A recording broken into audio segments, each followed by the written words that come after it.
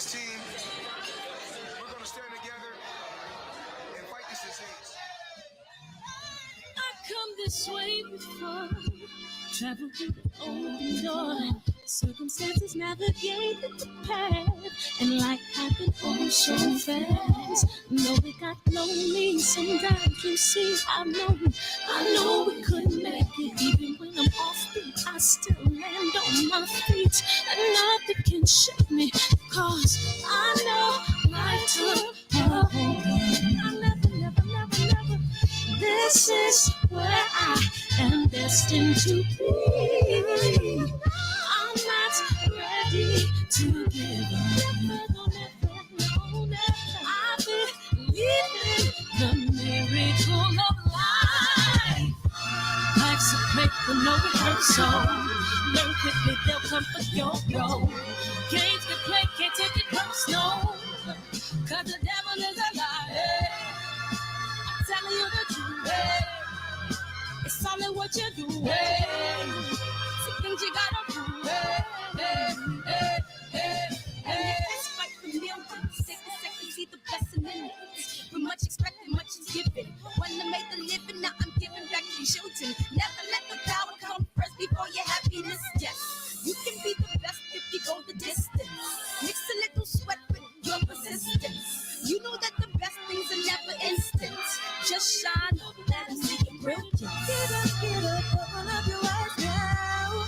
It's the moment of truth. No backing down. We're bringing it through like oh, for the children, it's a given. You gotta give it, be a blessing. This my personal statement. Run the game like I'm aces. Learn to develop patience, determined to be the greatest. Yeah, bobbing and weaving, they changing up like the seasons. Indigenous to the grind, so I do it for all my people. Jabbing the competition, back up against the rope. She fighting for recognition. I'm fighting just to promote equality where we lack it. While cancer slowing our road, I'm confident we'll make it. We focus on common goals. Yeah. Give back, give love, give inside away. Never give up, stand tall to fight another day. 2 toes, 2 feet, I stand on the ground. I'm going back soon and fight this final round. Life's a paper, no rehearsal. Learn quickly, they'll come for your role. Games can play, can't take it personal. Cause the devil is a liar. It's all in what you do. Some things you gotta do.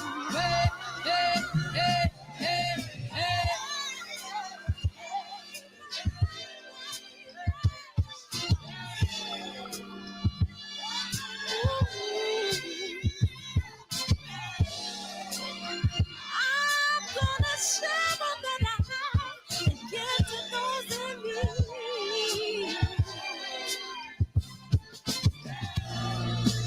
So we're gonna win this battle, fight that disease. No one can support you, don't leave it, that's young. We got to be control, but no, I love you.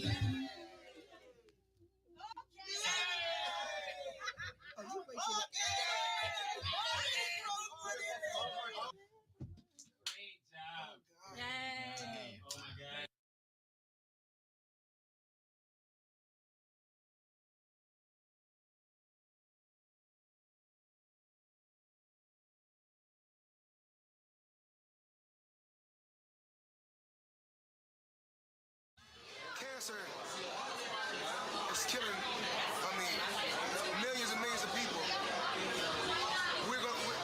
Me and my team, along with Sam Watson and his team, we're going to stand together and fight this disease. I come this way before, travel through the open door. Circumstances navigated the path, and life happened oh so fast. No, it got lonely. Sometimes you see, I know we couldn't make it. Even when I'm off beat, I still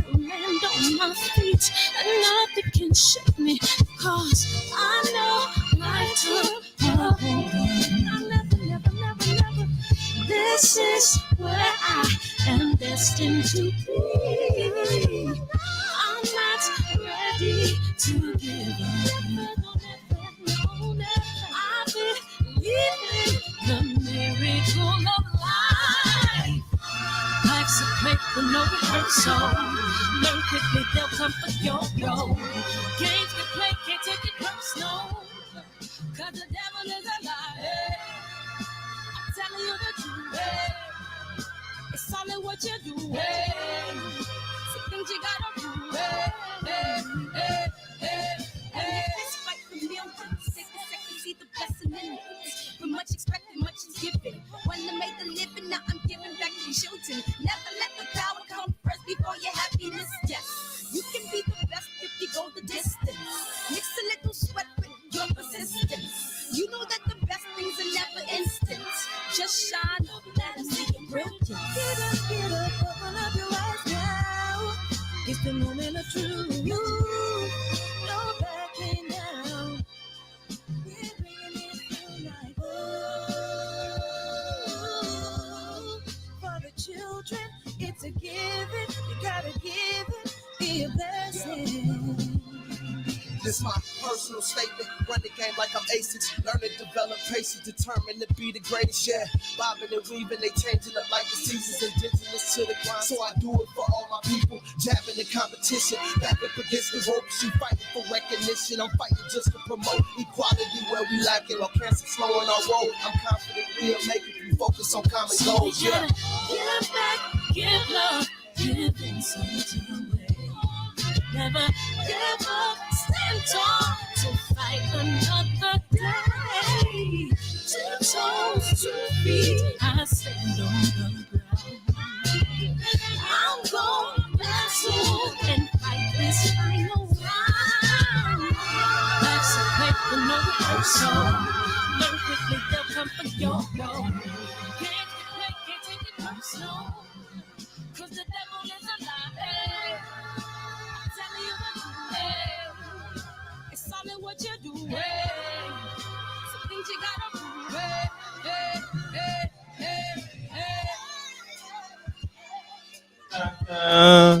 Dun, dun, dun, dun, dun. Hey. Woo-hoo. Hey, what up, JP, Eric JQ, what it do, K-Dub in the building, Way Hat, man, Supreme Tax, Big Homie Coop, Nathan, Rolling, what's up, Jerome? In the house, Super Bros, what's up, Rolling?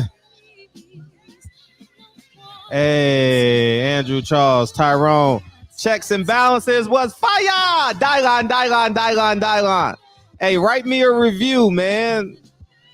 Post it on your Instagram. Tag me so I can repost it. Thank you. If you've seen Checks and Balances, man, put it on your Instagram. Share it with the world. You know what I mean? And we'll do it like that. We're going to play this trailer. Speaking of Checks and Balances, guess what I have? I have a trailer. You're watching America This Morning. America's #1 early morning.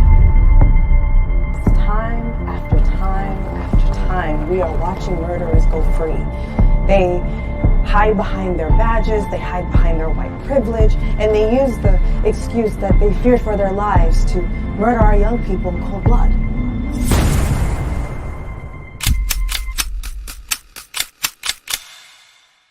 It's done.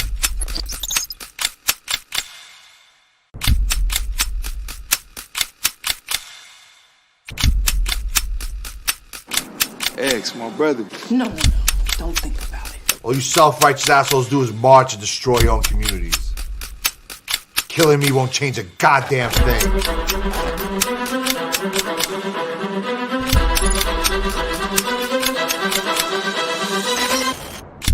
It's a lot different when it's a grown black man standing his ground.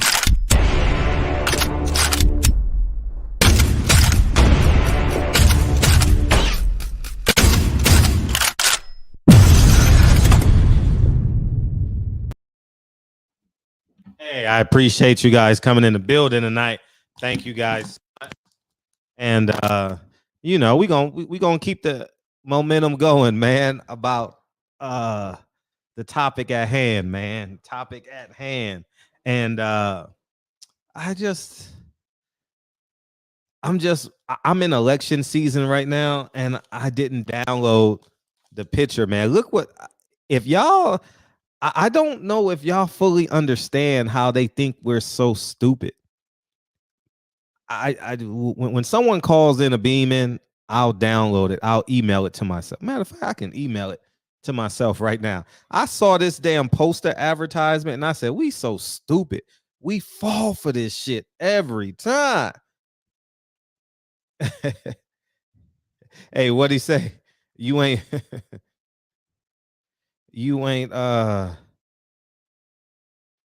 let's see. Let's send it. Email it. Oh no, I gotta email it. But yeah, man, it's just insane how they just take us for granted, man. They just basically calling us stupid. We only vote racial lines. We don't vote with integrity. We don't vote with nothing. We don't vote because of y'all got to see this shit. Oh my gosh. Y'all got to see this shit, dog. I said, y'all think I'm some stupid fool? I'm just going to vote. I'm just going to vote this way because I'm black. Power to the people. Power to the people, man. All y'all woke motherfuckers, man. Power to y'all. Y'all got us in this place. You know what I mean? Let me is it here? Oh, it's right here. Oh, this is good. Oh, this is good. Oh, this is good. Did you lock him? Appreciate you. Appreciate you, young man. Lincoln, come here. Lincoln, come here.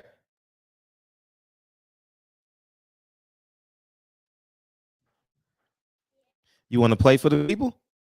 Okay, Lincoln wants to play for the people. Coming to the stage. The award winning. How many awards you win today? How many awards you win today? 7.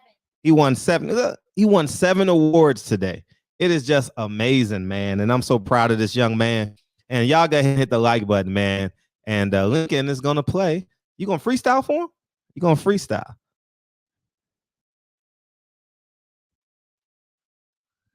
All you.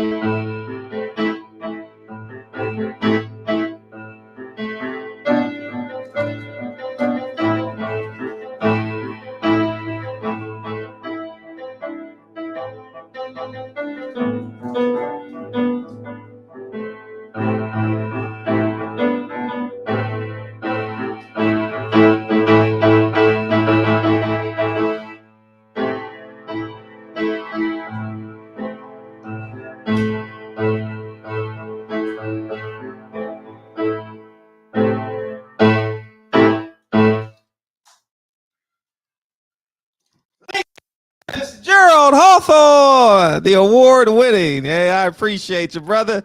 I appreciate you, man. He says, I said, man, we gotta create his own platform. Lincoln don't need to be signed. You know what I mean? He gonna create his own platform. He gonna get better and better and put in those 10,000 hours. You know what I mean? They say it takes 10,000 hours to be great. Appreciate you, King. Love you, dog. Close the door. Yeah, man. So every night, man, he gonna come in here and do what he do. You know what I mean? And like I said, if y'all want to use my platform, you want to promote your kids, you want to promote whatever you want, man, Lincoln getting started, man. He wants to be a renowned artist, you know, as of right now. So why not? You know what I mean? Why not, man? Yeah, you know what I mean? Yeah, man. So he said he wants to be a YouTuber. I says, before you go to bed every night, you need to come play for the people. And he's definitely doing that, man. And I love that kid, man. The kid won 7 awards today. I'm sitting there like, hey, I ain't gonna lie to y'all. Let me brag on Lincoln real quick. it's almost embarrassing. Like it's like it's like Lincoln Curtis Gerald Hawthorne. His name is Curtis Gerald. He's named after his two grandfathers. And I'm like, damn, he won.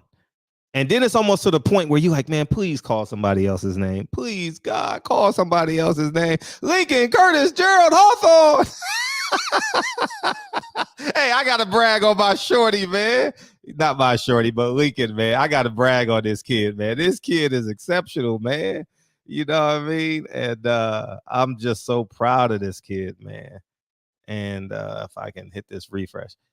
Y'all got to see this, man. The champ is undisputed, man. The champ is undisputed. Look at this picture. Wait till y'all see this. If you don't follow me on Instagram, you missing it because I'll be pushing buttons like a motherfucker. Look at this picture, man. How great is this as a parent? I'm sorry, I'm taking up y'all time tonight, but I just genuinely want to encourage y'all, man. Be a great father, man.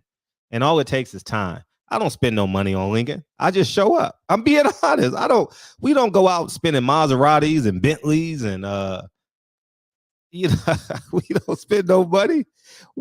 All he wants is a popsicle, a shaved ice, a donut. It don't take no money, man, to be present with your child, man.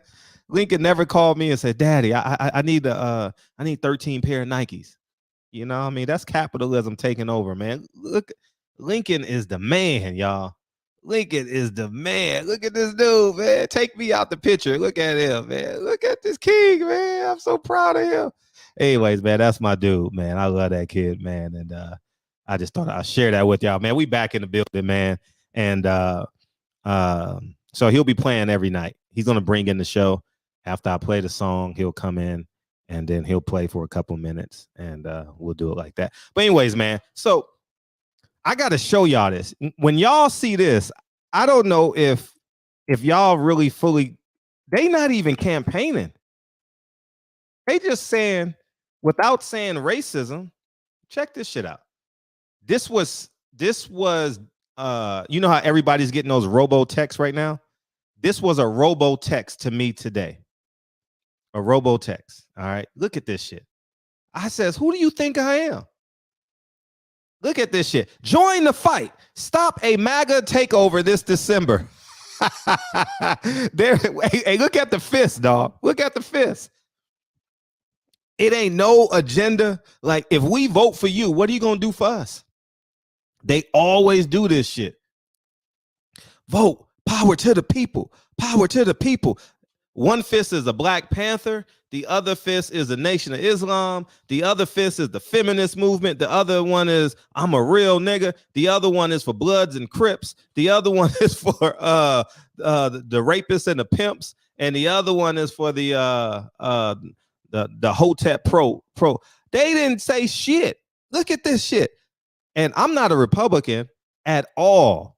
And I can tell you, I don't know. But look how dumb they play us. Join the fight. Stop a MAGA takeover this November. Stop the MAGA takeover. So it's basically saying stop the racism. We got to vote Democrat because the Republicans are racist. That's basically what they're saying. They didn't say we're going to lower your taxes. They didn't say we're going to lower gas prices. They didn't say we're going to put a moratorium on people paying rents. We're going to clean up the homeless issue. We're going to, more importantly, it's going to be safe in your neighborhoods. Man, it's just it just don't make any sense, y'all. Like, they just taking our vote for granted. This is literally this is pimping at its best. I know we got a lot of pimps out there, man. You know what I mean? That's getting a little bit of change for the nana, but they getting our vote for the low. They basically calling us stupid. Look at this shit. Join the fight. Stop the MAGA takeover right now. If we don't vote, we're gonna go back to 1954. It's too many minorities in the workforce, y'all. We would never go back to slavery, y'all. Never, ever. America will never go back to slavery. Will it fall? Will the dollar crumble? Will the dollar crumble? And maybe we'll be a second tier country? Quite possibly. We ain't got to worry about no wars in America. We got 2 oceans. So when they be threatening y'all, how the fuck can we have war on an American soil when we got 4 branches of government with the I don't want to disrespect the people that protect the ocean, but we got them fools. So that makes 5 branches of government. We have state-of-the-art military personnel and equipment. It is damn near impossible to get a missile to America. Now you can do it with airplanes. Maybe you can do it like that. Maybe you can, maybe you can do a Timothy McVeigh and drive up into a government building. But Putin can't send his troops to America. They won't make it halfway across the Atlantic Ocean. It is impossible. It's impossible. When they be threatening y'all, we gonna have a war. Man, you know the reason why we got Puerto Rico? You know the reason why we got Puerto Rico and Hawaii and all these other countries, and Maine. Is that Maine up there? What is that? Greenland and all them other countries? So they can't touch us. That's not by accident. As soon as they put a body in an airplane, America is alerted. Yeah. You understand? So I just sit back and I watch this shit and I'll be like, man, we got to do something about this, man. We got to be independent, man. You know what I mean? And I'm not telling you to vote Republican. I'm not telling you to vote Democrat. I'm just saying, just be aware of the shit that's going on. I mean, they just literally pimped us. And shout out to KB. You know, KB coming real hard on the Trump shit. Trump 2024, MAGA all day, every day. You know what I mean? And the funny shit is they conditioned us to say that, you a racist if you vote for Trump. That motherfucker Trump created thousands of jobs. I'm not advocating for him because I didn't vote for him either. But he done created thousands of jobs. Have Biden created thousands of jobs with his personal income or just use government funds to pay for his debt, to pay for his son's indiscretions? You know what I mean? I want to see what's in that laptop. You know what I mean? Motherfuckers worried about what Donald Trump paying in taxes. If you create a job, you don't deserve to pay taxes. So you mean to tell me, think about this shit. If you on the hood, right? If you on the block in your hood and a nigga do you a solid, do you say the next time you got to pay double? Or do you say, nah, I got you on the next one, dog? Right? We say that, right? I got you on the next one, dog. Like you ain't got to worry about it. Next time you come to LA. Okay, so let's say you're from New York and you go to Houston. No, you come to LA. Okay, now let's do a real life example. He's not in here, but let's say Champion Hart, right? Champion Hart came to LA. I was like, hey, Champion Hart, I got a vacancy in one of my buildings, dog. You ain't got to pay for a hotel. You know what I mean? Hey, stay at my place. No big deal. He saved the money on his hotel, right? No big deal. You know what I mean? And I know if I come to Dallas, what he did for Kyle, Mr. Davis, you know, he picked him up from the airport. That's the community. That's the community that we're building. So when Democrats say you got to tax the rich the most, no, just tax them what they're supposed to be taxed. Because if I create 10,000 jobs, which protects 10,000 families, I got to pay more in taxes? No, you pay your percentage. You don't pay more. Why should rich people pay more? Why should poor people pay more? Pay your percentage. If you in the tax bracket 36%, you pay your 36%. If you in the 20% tax bracket, you pay your 20%. But when we start taxing the rich and then we say, hey, Mr. Rich Man, Mr. Rich Woman, I need a job. That's weird to me. So you tax them and then you say you got to create jobs. And you know what happens when rich people can't create jobs? We fall into a recession. And guess what happening on the stock market today? Positive splits are happening. Elon Musk saying people got to come to work. He's tired of paying people for free. Amazon is down. People ain't buying. I'm not saying they're going out of business, but they got to protect their bottom line. And that's the reality of it. If rich people or independent people don't create jobs, we in trouble. Drive down your street right now, or visualize driving down your street right now. You got a Mexican restaurant, you got a 7-Eleven, you got a liquor store, You have a now you got these cigarette shops. You have another restaurant. You have a grooming service. You have a whatever the case may be. You understand what I'm saying? Whatever the case may be, you have it. Those are people independently. You know what they do? Whether it's one person or whether it's 7 people, they created jobs. They created jobs for the community. So that means, you know what they say? Man, if Bloods and Crips had financial opportunities in their community, they wouldn't be robbing and killing people. So if I go create jobs in the community, I got to pay more taxes? If you create 10 jobs for 10 Bloods and Crips, you're saving lives, right? Because that's the narrative they spin. If you don't give a Blood a job, he gonna kill you. If you don't give a Crip a job, he gonna rob you. Ain't that the narrative that they spin? So if you create jobs that changes 10 families' lives and saves at least 10 people's lives because they gonna kill them, they should pay more in taxes. Man, wow. We in a tough spot. We in a tough spot as a people, man. If you do solids for your friends and you can't carry that same common sense factor in real life as it pertains to on a national scope, I think we're all wrong. I think we've been bamboozled. I think we've been hoodwinked.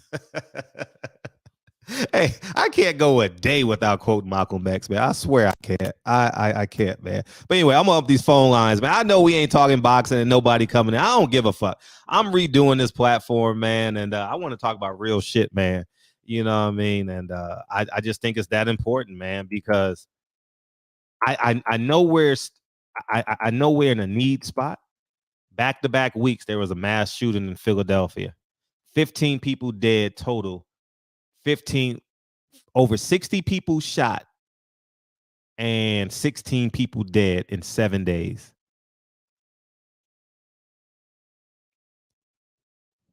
You know what I mean? So I think that it's important. You know what I mean? I genuinely think it's important that we have these conversations, and I don't have the answers. This is just my perspective, you know. And feel free to call in or beam in with a greater perspective. You know what I mean? I'm all ears. What's up, Bryce? How you feel, big homie? You got a perspective on this? 13-year-old me is gonna keep his perspective to himself. No, don't, because you're in Florida, so I think your perspective is important. It really is, because I'm way on the West Coast, man. You know what I mean? I don't know if you in the red area, or are you in the red area or blue area as it pertains to your neighborhood? Don't ask me questions I don't got the answers to. Okay, well, tell us what you know then. I'm not asking you to be nothing but yourself. About what? What are you asking? What should I know? What do you want me to tell you that I know about? No, nothing. Forget. You calling in for football, right? You getting ready for football? Is that what it is? Yeah. You want to show that real quick? Oh, I ain't. Okay, let's do it. Oh shit! My AirPods disconnected from my Apple TV for some reason. All right, let's. Why you not coming up? What's your IG name? What? It's Bryson Anderson 1336. BRICEAN. Why you not coming up? Nah, it's BRYSON. Oh, there we go. Not your spam account. No, not the spam. The spam. I don't use the spam no more. Okay, gotcha. All right, you back in business. And which one you want to show? The one of me playing football that I tagged you in. The one that says "Big Boy with Big Dreams." Yeah. Okay, cool. I got you. I got you, big homie. I got you. So Make Bryce is highlights and edits and stuff. so Bryce gonna be an All-American one day, and we can say it all started here in the shop. All right, check. Okay. That's just a glimpse. I got more coming. That's All right, Wes Welker. Okay, Wes Welker. You gonna go to Texas Tech with Wes Welker? You didn't have to jump for that, man. You should have turned your back. Why you jumping, man? Hey, you know what my college coach told me? He said when you jump, your eyes go up and down too. that could be fair. Yeah. Keep on grinding, man. Get on that agility ladder, man. Your hips kind of stiff, man. You turned your whole body to make that catch. You know what I mean? You got to be able to turn your torso. Yeah, your lower torso and your upper torso gotta work separately. Like they got to be able. They got to have that dexterity in it. You know what I mean? Got to have it. So you got to do all these motions. You want to be a wide receiver? Can you see me on the screen? Nah, because I'm delayed. Oh, okay, but you can see the screen, right? I mean, yeah, I can. Okay, so you got to be this. You got to do this. You got to do all this type. You got to train. You got to train your front deltoid and your rear deltoid and your supraspinatus to be like a rubber band. You know what I mean? And the same thing happens to your hip flexors too. They got to be able to fire and go in. They got to be like rubber bands in that motherfucker. Excuse me, in there. So. Well, you want to know what though? Mm-hmm. Now, for the past week and a half, bro, I've been getting up at 5:30 in the morning, going to work with my dad to put in fence. That's dope. He owns his own fencing company. His fencing company? Fencing, yes. Oh, you getting that bread? Do you use temporary fences too?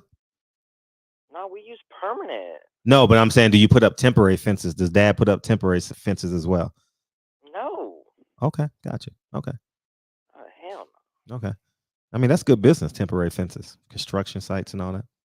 Nah. Okay. We put in actual good fence that stays in for a while. Okay, I got you. 20 years.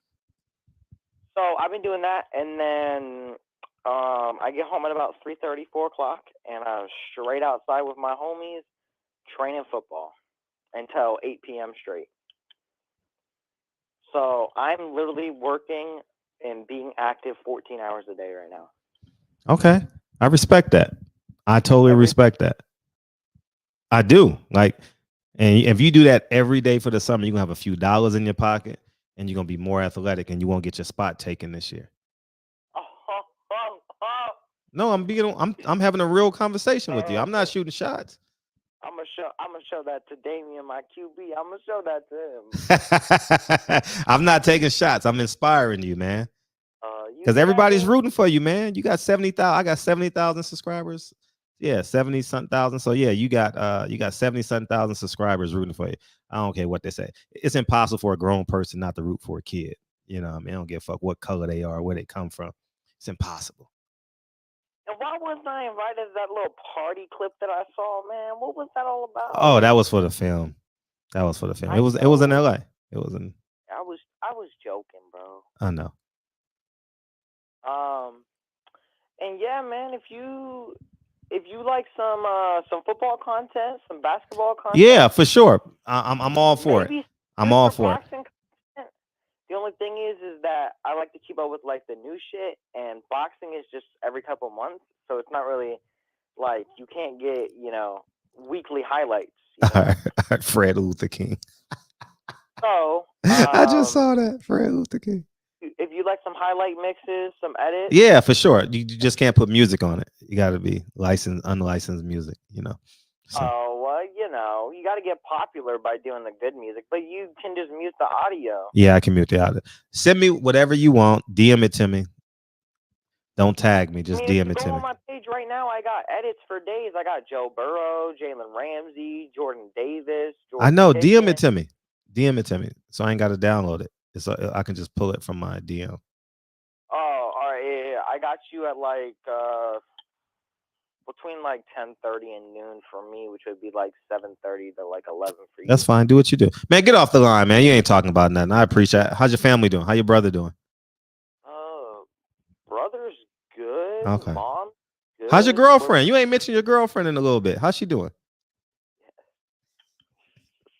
I already know if you ain't mentioned her, but I just wanted confirmation, so I'll never ask again. Yeah, Okay, cool. I'm Good. just gonna be polite and say, yeah, that ain't no more. Okay, yeah.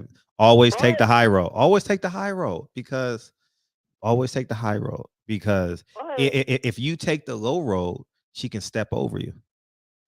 Okay. that's true. That's true. So always take the high road. So so you will stay unattainable. All right. All right. Always say I tell Lincoln all the time. I don't care what someone do to you. Take the high road. I promise you, Daddy will fix it. Take the high road. I'm serious. Anyways, man, appreciate you, man. Get off the line, man. All right, man. All right, You peace. wait till you see me in another uniform, man. All right, work on them hip flexors. You know what I mean? That's the weakness of the white athlete. Hip flexors, man. Hip flexors, hip flexors and foot speed. All right. I'm gonna hold you accountable. All right. My cameraman should be home Thursday from his little Adventure Island trip. But yeah, I'll have a cameraman Thursday, and all right. I'll DM you tomorrow those clips, Please. those highlights and stuff. And Thank other than that, I guess I'll see you tomorrow. Holla. All right, peace out, y'all. Appreciate you, Bryce. BA is your nickname. BA. Hey, like BH, call him BA. Hey, and another thing too. The second part of the question was, as we fast forward, and all this shit started with the Tank Davis shit, dog. Y'all niggas playing dice in the motherfucking bathroom. Hey, I don't feel safe with a bunch of niggas playing dice when I'm with my son. You know, I don't feel like I feel like I gotta like con my way out of that situation. I feel like that I'm gonna go to another bathroom. First of all, if I see niggas playing in the dice, I know a nigga got a gun. You know what I mean? It's just no way you playing 3-card Monte and you ain't got no gun on you. It's just impossible. You know what I mean? So I'm going to another bathroom. You know, I want no parts of that. And I'm telling on y'all motherfucking asses too. You know what I mean? Hey, you got some niggas in the bathroom, man. And I'm not going to go to the security. I'm going to go to the police officer. Hey, Mr. Officer, they playing 3-card Monte in the bathroom, man. And I really didn't feel safe. And guess what that turned into? See, when you got motherfuckers smoking weed in the foyer area, you got motherfuckers playing 3-card Monte. Then you know what you get at the end of the night? When they lose their bet and they run out of weed and the nigga next to him got on more expensive clothes than he got, and he was a fan of the guy you wasn't rooting for, you know what he does? His immature ass do? He want to fight your ass. He want to fight.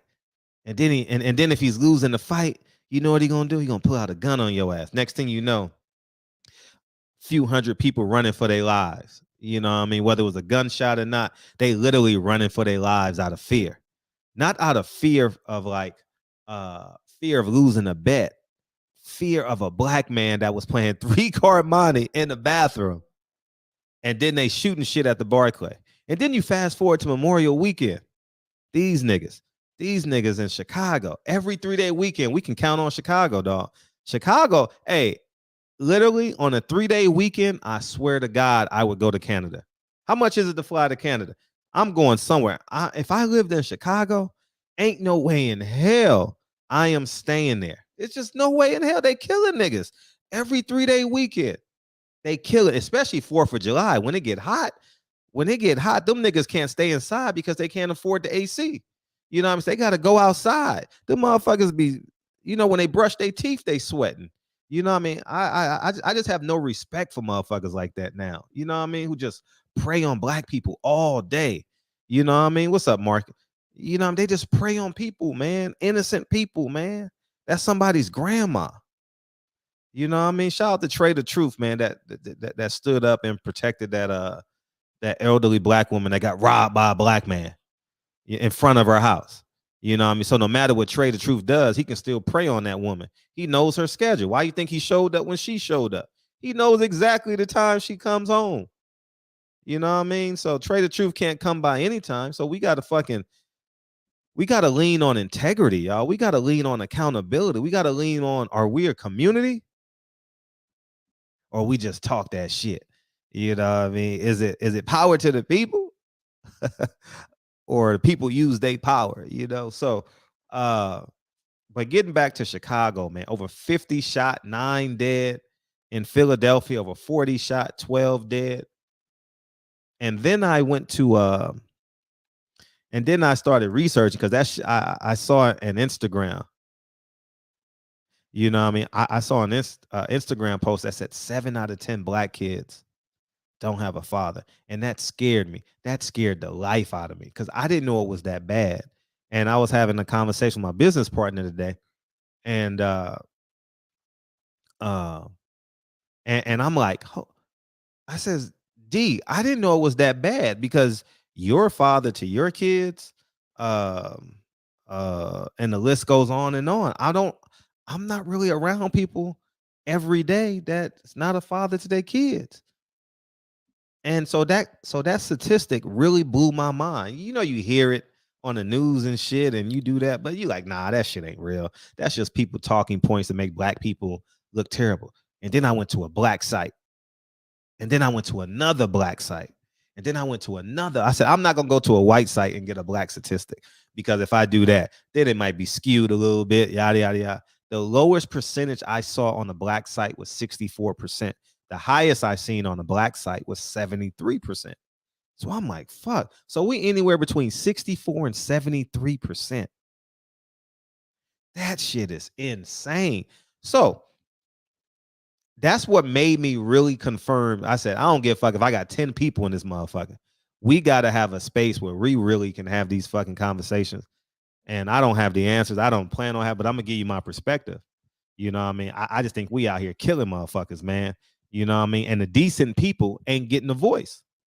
The decent people that work every day and you know that family that work every day, dad comes in with a briefcase. He's probably a doctor, lawyer, a school teacher, probably has his own business 3 miles down the road. You know, mom is a homemaker.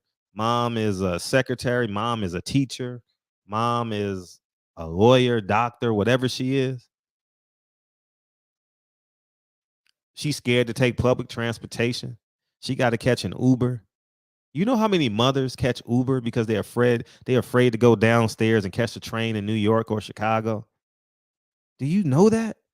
Imagine that shit. You're a prisoner in your own city, man. You know what I mean? It's imagine being a prisoner in your own fucking city. This shit is scary, man. This shit is fucking scary, man. And it really hurt my heart. I'm gonna tell you how bad it hurt my heart. I wish I could show y'all the emails, but y'all know more. I got a meeting June 9th at 1:00. June 9th, 1:00. You heard my 7th grade teacher call in last week. So my 7th grade teacher, it hurt me so bad that I called my 7th grade teacher. I says, you got to use up all my resources. You got to use me up because 7 out of 10 black kids is unacceptable. I can't go to my grave and not impact that 7 out of 10. I can't. It bothers me that bad. And the reason why it bothers me because I was a single kid and latchkey kid base. My mom didn't come home till my mom worked at Kites. She worked nights. My mom worked under the table a lot because she was getting government assistance. No shade. I'm just telling you the truth. My mom made it happen. So she worked at Kites at night, and then she did like security and like truck driving and driving. So my mom drove like celebrities and stuff like that, and drove trucks and all that other stuff, right? So with that being said, I was like a latchkey kid, you understand, and a lot of that has to do with the relationship between my father and my mother. I'm not going to say whose fault it is or who wasn't his fault. The fact is that my father wasn't in the house. And then my mom had to take care of 2 kids until my sister left, right? So with that being said, I understand the circumstances that a young black and Mexican kid has to face, right? Now, I don't know why. I can't. Feel free to call in and beam in at your leisure. I'm just going to keep on talking. But I don't know why. I'll be honest. I don't know why I never drank. I never did alcohol. I have no answer, you know. when I got to college, I realized that it was a competitive advantage. And then when I graduated, I was like, damn, if I can stay up an extra 2 hours and sleep 5 hours, in 10 years, when I get 30 years old, I will have done more than the average person. But as a kid, when people say, did you not drink because your dad was an alcoholic and people in your family did drugs? I'm like, no, I never thought of my dad as an alcoholic. I just thought of him as a man. I didn't know he was an alcoholic till I knew what alcohol was about. And that was what, high school, middle. I understand it, but you don't. If you're functional as a little kid, you don't know your dad is an alcoholic. So with that being said, so I understand the obstacles, right? And because I understand the obstacles, I have to hold you to the same standards in which I hold myself. And I'm very comfortable with y'all not understanding it.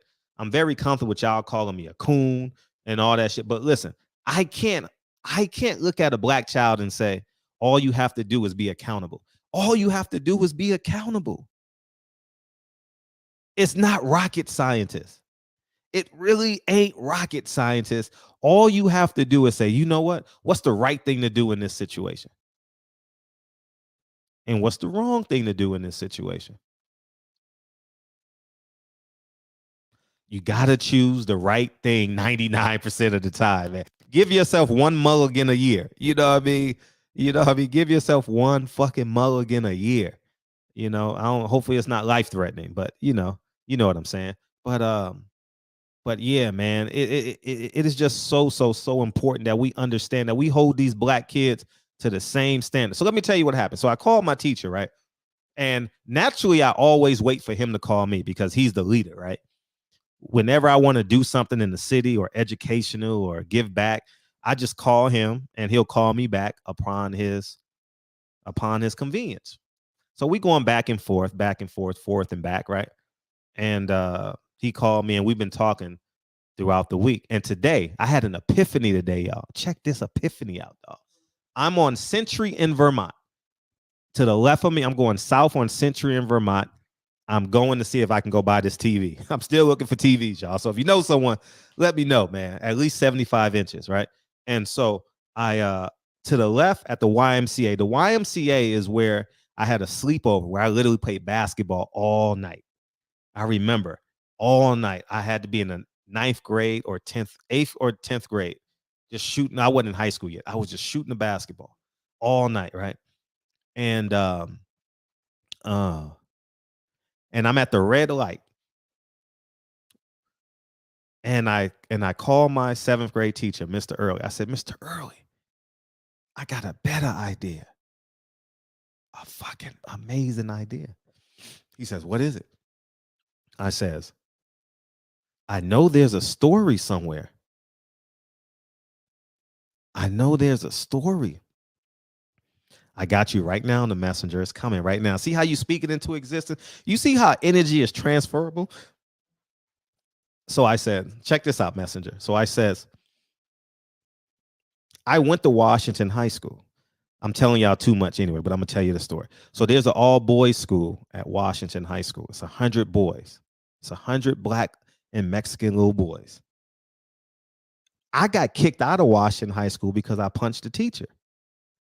I was fighting this black kid, and the teacher and this white teacher tried to break it. I'm just giving you guys the visual, not that he's racist. And I punched the white teacher. Bow. And he said I assaulted him. So I got kicked out. I went to Fremont for a semester. And then I went to Venice High School. So I'm like, I went to Washington High School. I got kicked out. Now I'm going back.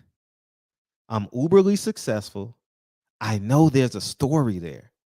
There's an angle. There's a black principal that has the majority of black little boys in that high school. And I'm like, we got to do something with this. So check this out. My 7th grade teacher, he calls me. I says, listen, we all can be producers on this project. I said, I got the money. We'll plan it out. I can do the money, but I know there's a story somewhere, right? So he says, okay, let me get on this. So Thursday, fast forward to Thursday. So this coming Thursday, which is June 9th, correct? I have a meeting and hopefully it goes well. I'm hoping it goes well. At the very least, I can volunteer and do a whole bunch of shit for the kids and all that, and which I'm going to do. Lincoln and I are literally going to do it. But if we can do this documentary or something like that that can inspire this community and get inspire black men to stay in the house and fight through it. Listen, if your woman cheat on you, so what, nigga? All right, I'm talking to men right now. So what? Your girl cheat on you, so what? Get emotional about it, leave for 3 days, go do what you do, go smoke your little weed, go to the strip club, pay for a little something, or go to your side chick house, whatever you do. She cheat on you, so what? You got 3 kids in the house. You got 3 fucking kids in the house, 2 kids in the house, and you leaving because she cheated on you. For real. I'm keeping it a buck. I'm being straightforward with y'all. I ain't leaving my kids for, man. Dre, go have fun. Make sure you do it at a hotel. At least take a shower. You know what I'm saying? I'm not leaving. I'm not leaving my kids. You understand what I'm saying? I'm not, and that's where we got to be as men. There's nothing that separates you from your kids but death. You got to fight for it. You got to fight. You got to fight for your family. And the reason why I'm talking like this, because niggas know niggas. Through yourself, you know others, okay? All right, let's just keep it a buck. You're probably sitting there next to your girl, so I'm just going to shut up, okay? I don't want her asking you any questions about this. But not real men know men, all right? And when you talking about losing your family, and then your daughter gets pregnant by NBA YoungBoy, that's what happens. Or some little genius little motherfucker like Louis Farrakhan or Pastor Jones or Minister Murray, they gonna take advantage, or Mr. Pimp. What's a pimp name? Don Magic Don Juan. Now he got your daughter in a chokehold because you couldn't co-parent in one house. You ain't got to fuck the woman. You ain't got to fuck your girl no more. But you got to be there for your family. And I know there's a direct correlation. I swear to God, man. And my family has been texting me saying, man, you're amazing, man, for what you're doing with your son and all this. It's really not that. It's the accountability. I drop Lincoln off in the morning and he knows I'm going to be there at 2:30. So he can't bullshit. You know what I used to do when I knew my teacher was going to call? I would leave the phone off the hook. Y'all remember that when you was a little kid? See, we got cell phones now. We had cell phones in the 80s and the 90s. If I knew my teacher was going to call my house, the shit was busy. Yeah, I know you hook up the extra phone to your bedroom and you leave that shit off the hook. And the shit says busy all night. Do you understand what I'm saying? Yeah, I mean, I did it. I don't know about y'all. I'm 44, so I know some of y'all like, house phone? What the hell is a house phone? My son will never ever know what a house phone is. Or a rotary. We had rotary phones where you said,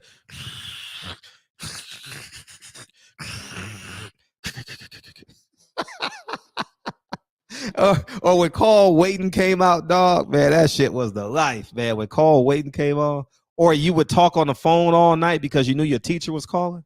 Y'all remember them days? Or am I just a weirdo? Or am I just too old for y'all niggas?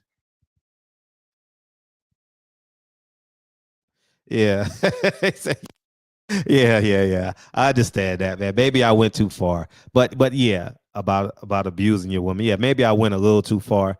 But the point I want to make is stay in your house, man. Please, I'm urging y'all, man.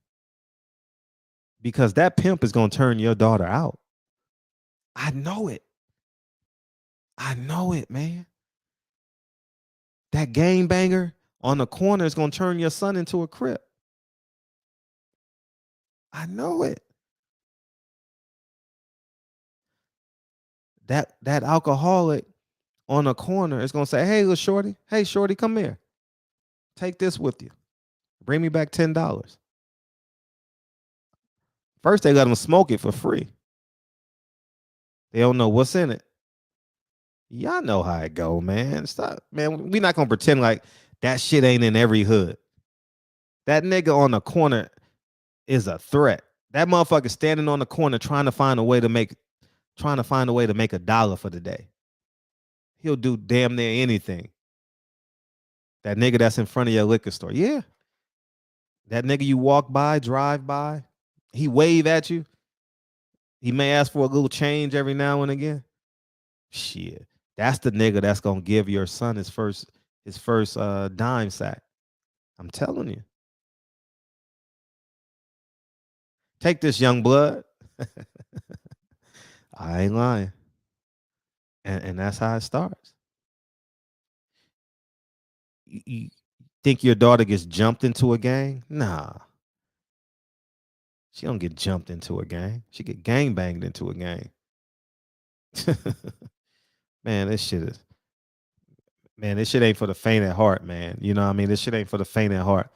I just want us men to understand that don't lose your family.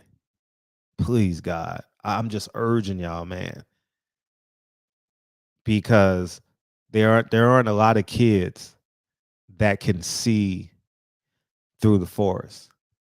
I don't know how I made it through the cracks. I'll be honest. I don't know how I did it. I was a great athlete, but when I got to college, I wasn't so great. I was just a good athlete.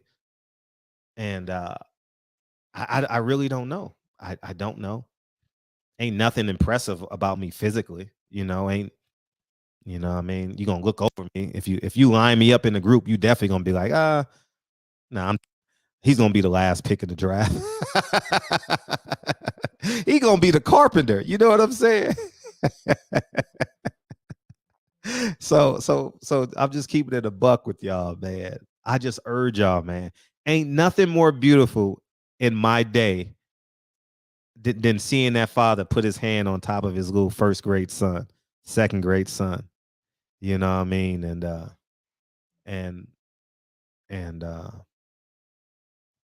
then getting in the car and hugging him and kissing him on the forehead and all that shit. That happens every day in my life. I see it every day. And that's what a lot of boys are missing. Hugs, compassion. Half these niggas are violent because they've never had compassion in their life. Where am I? They've never got a hug. You know what?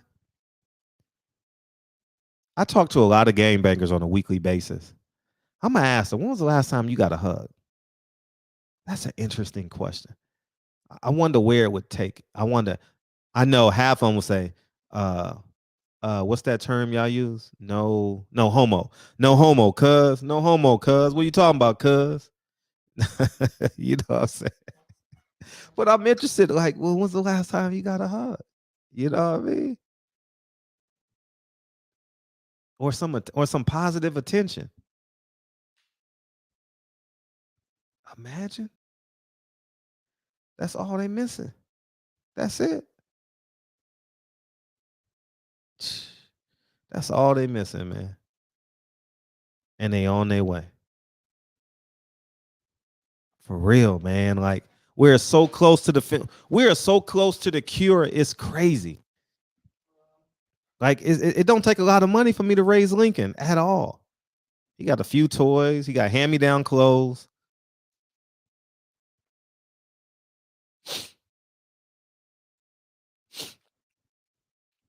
Yeah, man. Shit nasty.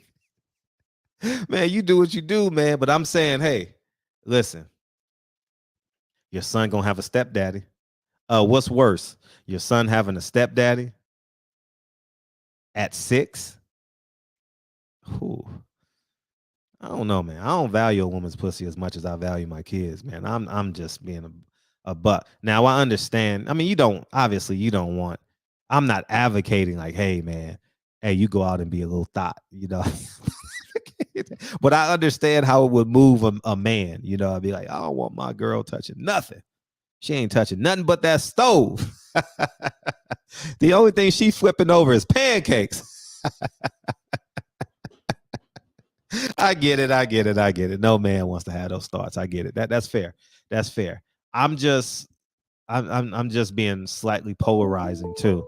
You know what I mean? Who we got? I'm glad somebody called in. I know you was happy this weekend. What's up? What's up, Fred? How you feel? Man, I'm feeling excited as a boxing fan. I think there's not an unhappy boxing fan right now. It's Haney time. Look, undisputed lightweight champion, the first since Pernell Whitaker, Sweet Pea, rest in peace to the legend himself. Haney is officially in the Hall of Fame. He is. Look, man. He officially made all. Look, man, and it's amazing to see what Devin Haney did.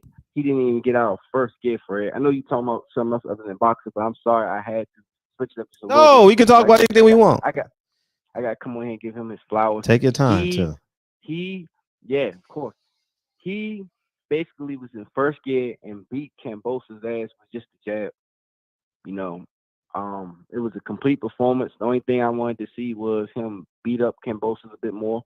I thought that's the only thing missing from Devin Haney is just trusting himself more to just put a beating on his opponents, put more of a beating. I thought he should have fought on the inside more with Kambosa because Kambosa is not really an inside fighter. Even though he's got short arms, he's not an inside guy. I was so shocked that he didn't do that. I wanted to see more of a beating, honestly. That's the only thing I could take away from that performance from Devin Haney. I'm not taking away what he did, but I wanted to see him to really, really mess Kambosa's up. Kind of wanted to see him make sure he leaves out in the stretcher somewhat. Mm-hmm. Maybe even the corner pulls him, something.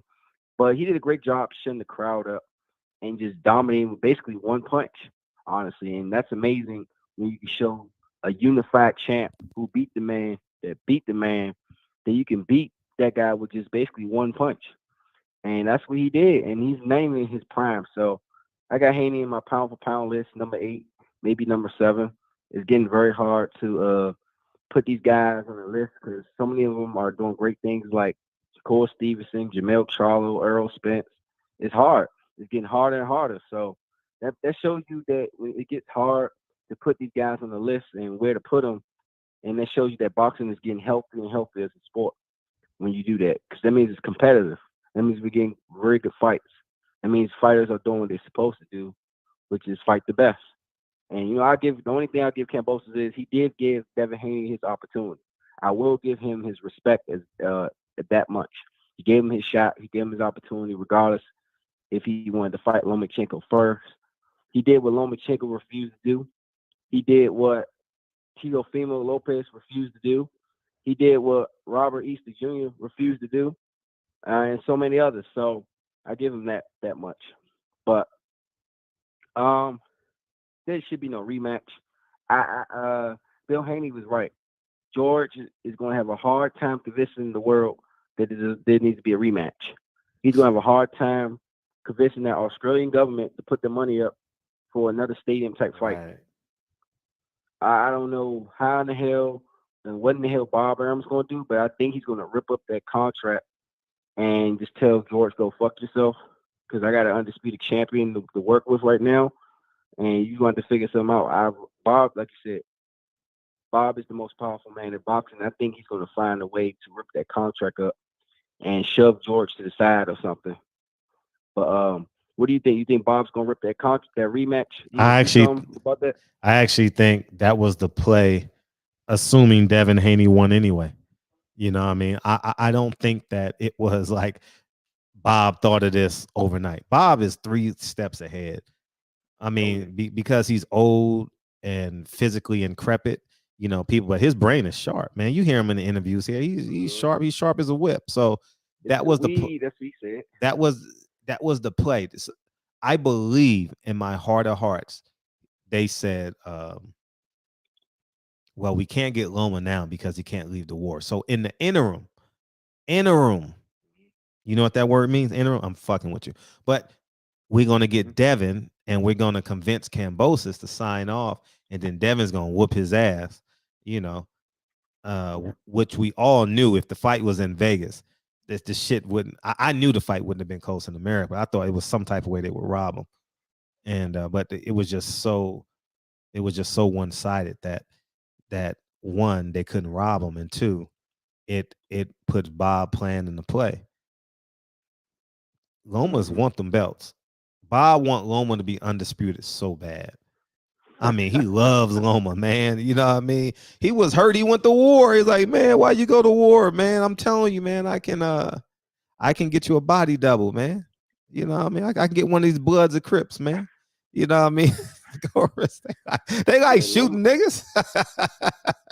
They like shooting niggas, man. Lomachenko, man. He's a competitive fighter, man. He wants to be etched his name in history. Even though Devin Haney, he has no choice. There's nowhere he can go. At 140, he's definitely not going to win any titles. At 130, he's not going to get no titles as long as Shakur Stevenson's there. And I like that fight Devin too. Haney. I would have. I know I said 52-48 Devin because I came off that win, but I was thinking about this fight today. I kind of would have Loma the favorite. Versus who? Devin. Oh hell no, not the way I saw. You don't think so? I got to disagree. I think Loma's coming from a pretty extensive layoff. He's coming off from a war. Forgot about that. Forgot about we don't know what shape he's in. Who knows what's going over there? It's different. That shit is close for me, man. I don't see. Look, I don't see. Ain't no way in hell Devin's gonna land that jab on Loma like that. He's gonna have a problem with that. He's gonna have a problem with it. But Loma's not gonna go in range until he feels like he can attack. He's not gonna sit there like Cambosis. Like he's not going to get in the airspace of Devin Haney unless he knows he can get inside of that jab.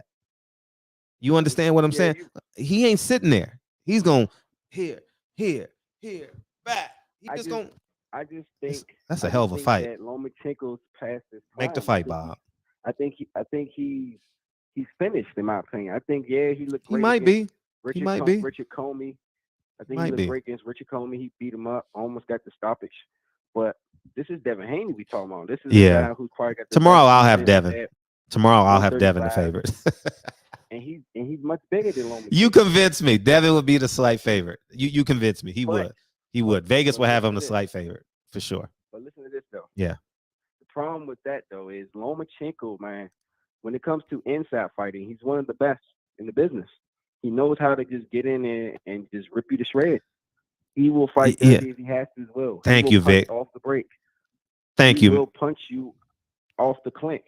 Yeah. When Haney's clinching, he is vulnerable at times. No. See, no. It will be damn near impossible for Devin to get his hands inside of Loma.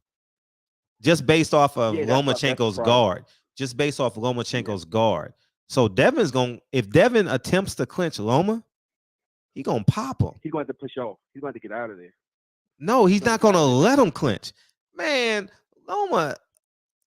I think Devin could clinch him because he paid the price though. I don't think. I mean, you're gonna clinch. Obviously, it's a fight, but I'm talking about how he used it as a defensive tactic. I don't think he'll be able to do that as successfully as he would like against Loma, because Loma's gonna keep his hands inside. See, the trick when someone clinches you is to keep your hands inside. So when they clinch, you still can pop. You know what I mean? And so I think that's a great fight, man. Make the fight, Bob. Make the fight, man. We need that fight in November. Make the fight. Bob likes. If Haney beats Lomachenko better than Teofimo did, I might have to put him up top 5 pound for pound. I know Loma's not the same fighter in my opinion, but that's still a great win. I think Lomachenko's gonna get into the Hall of Fame one day. Yeah. But it's still a good win. I mean, I think Haney will have one of the best resumes in all of boxing, period. Right. Oh shit, if he wins. Yeah, if Jojo Diaz. I agree. I mean, shit, pick it. Pick your poison. I agree. Pick your fucking poison. I agree. But I couldn't agree with you Fred, more. Yeah, what's up? We got the fight at 5:00, 5:40 a.m. Yeah, you got to tell me about it. Anyway, the monster. I get up at 5:30 anyway, but I'm not gonna watch it. No need to Donaire. The Gotta rematch. get these kids ready for going school. down this morning. Man, I don't have Fred, that first ESPN fight Plus. was a great fight. I just watched it. It was a great fight. Great fight. Both men, they showed their pugilistic skills, their punishment, how much they could take, their heart. Right. It was a great fight. It was. Donaire lost that fight, obviously, but he showed some cracks in the chinks and armor of Inoue. That dude was looking invincible. He's the first man to show that this man is just a man. No, broke his face. He broke his eye. His eyes don't even look the same now. I think Donaire, man, since he lost, he's come back and found the fountain of youth once again. Became the oldest champion of that weight class in history. And he's knocked out undefeated fighter after undefeated fighter. This version of Donaire looks better than the one in his prime, in my opinion, because he's smarter, more educated, and he's actually fighting smart. I think he has a good shot to get the knockout. No, I really like him. Hell no. I like Nonito Donaire. He is a gentleman. Like he's a person that I interviewed that I won't ever forget, because how respectfully he treated me. I just think he's just one of the good guys in boxing. And I just don't see Inoue gets a lot of hate because of the Bob Arum tag. Yeah. If he was fighting on PBC, he would be a star, man. Y'all would be like, man, I can't wait to see him fight Stevie Fulton. Oh, that would be the best fight in the world, man. If he move up and beat Stevie Fulton, he's the pound for pound best fighter in the world. Yeah, but I don't know. I don't know. But I understand that because I used to play that game too until I had an awakening. Yeah, I think you're right though. Yeah. I mean, who do you think is gonna be knockout or decision? No way gonna beat his ass. Oh damn. No way gonna beat his ass.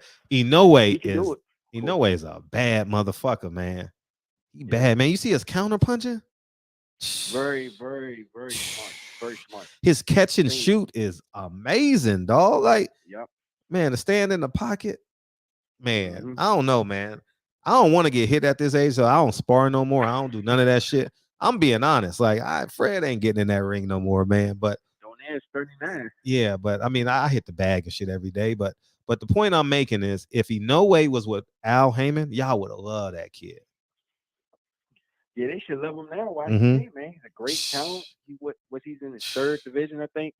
Third weight class. Yeah, he was champion after champion after champion. He went through the tournament, the World Boxing. Yeah, he did. Was knocking everybody out and beat Nonito. Donaire was the only one who gave him a challenge, a real challenge. Yeah. And you can't expect nothing less from a guy who will be in the Hall of Fame, first ballot. For sure. No need to Donaire, man.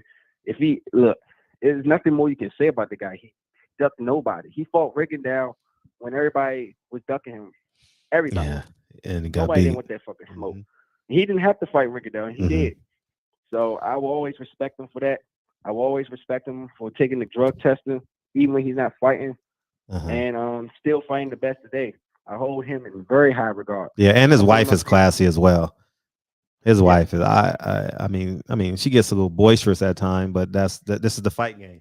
But her character, I like how cool she is. Well, with me, I don't know how she is with somebody else, but she seems. You talking about Mrs. Filipino Flash.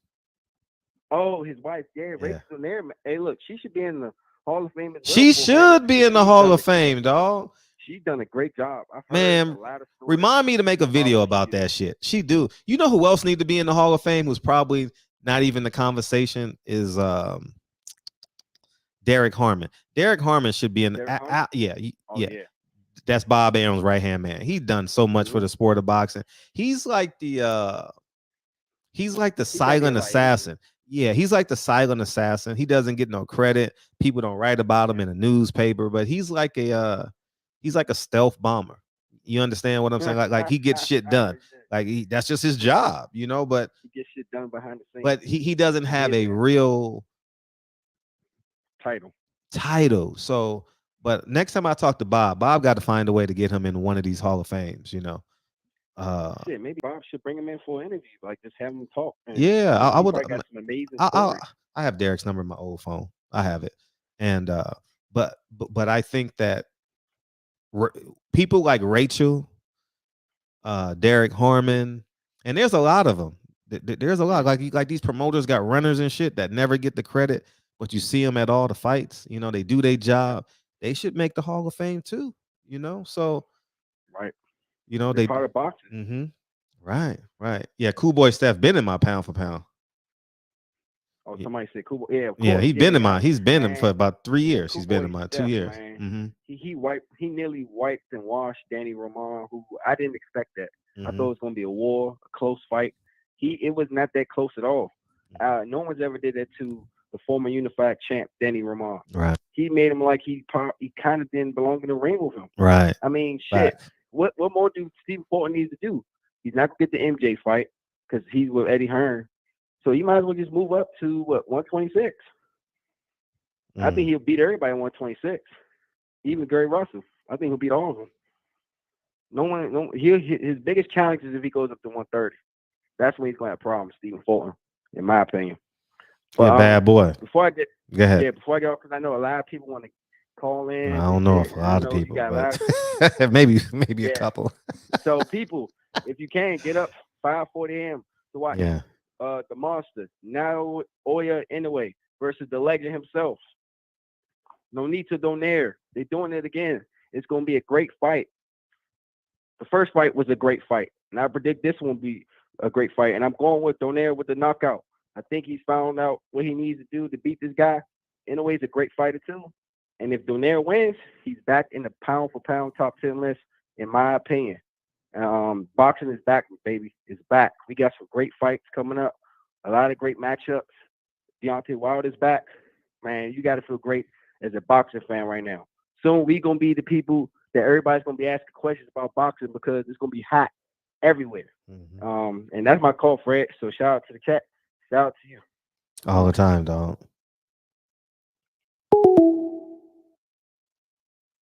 Yeah, and there you have it. So make sure you guys are up at 5:30 in the morning.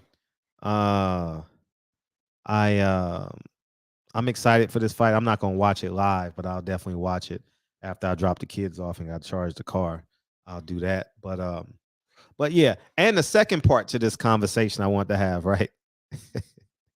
Which is so true and it's funny to me at the same time, but you know, if black people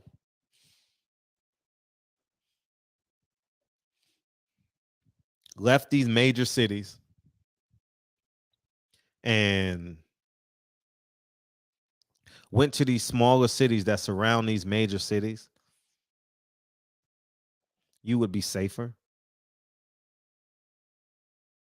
It would be so much more safe if you left your inner city problems. And I'm not saying nothing that Tupac wouldn't say. They said it's the white man I should fear, but it's my own kind doing all the killing here. And move to the outskirts cities and you would be safe. And the point I want to make is they want you to believe that these Proud Boys are out here killing niggas. I have no recollection of a Proud Boy killing a black man. I have none. I don't, not one on the record. If I'm lying, please correct me because I want to tell the truth. I'm not here to protect the Proud Boys. I'm here to fracture our our ideologies that we have as Black people. I'm not talking about Republicans or but at least 90% of us will vote Democrat in the national election because we're stupid. Because we think that if we don't vote Democrat, racism will come immediately. Hey, what happened when George Bush was president? Did we go back to slavery?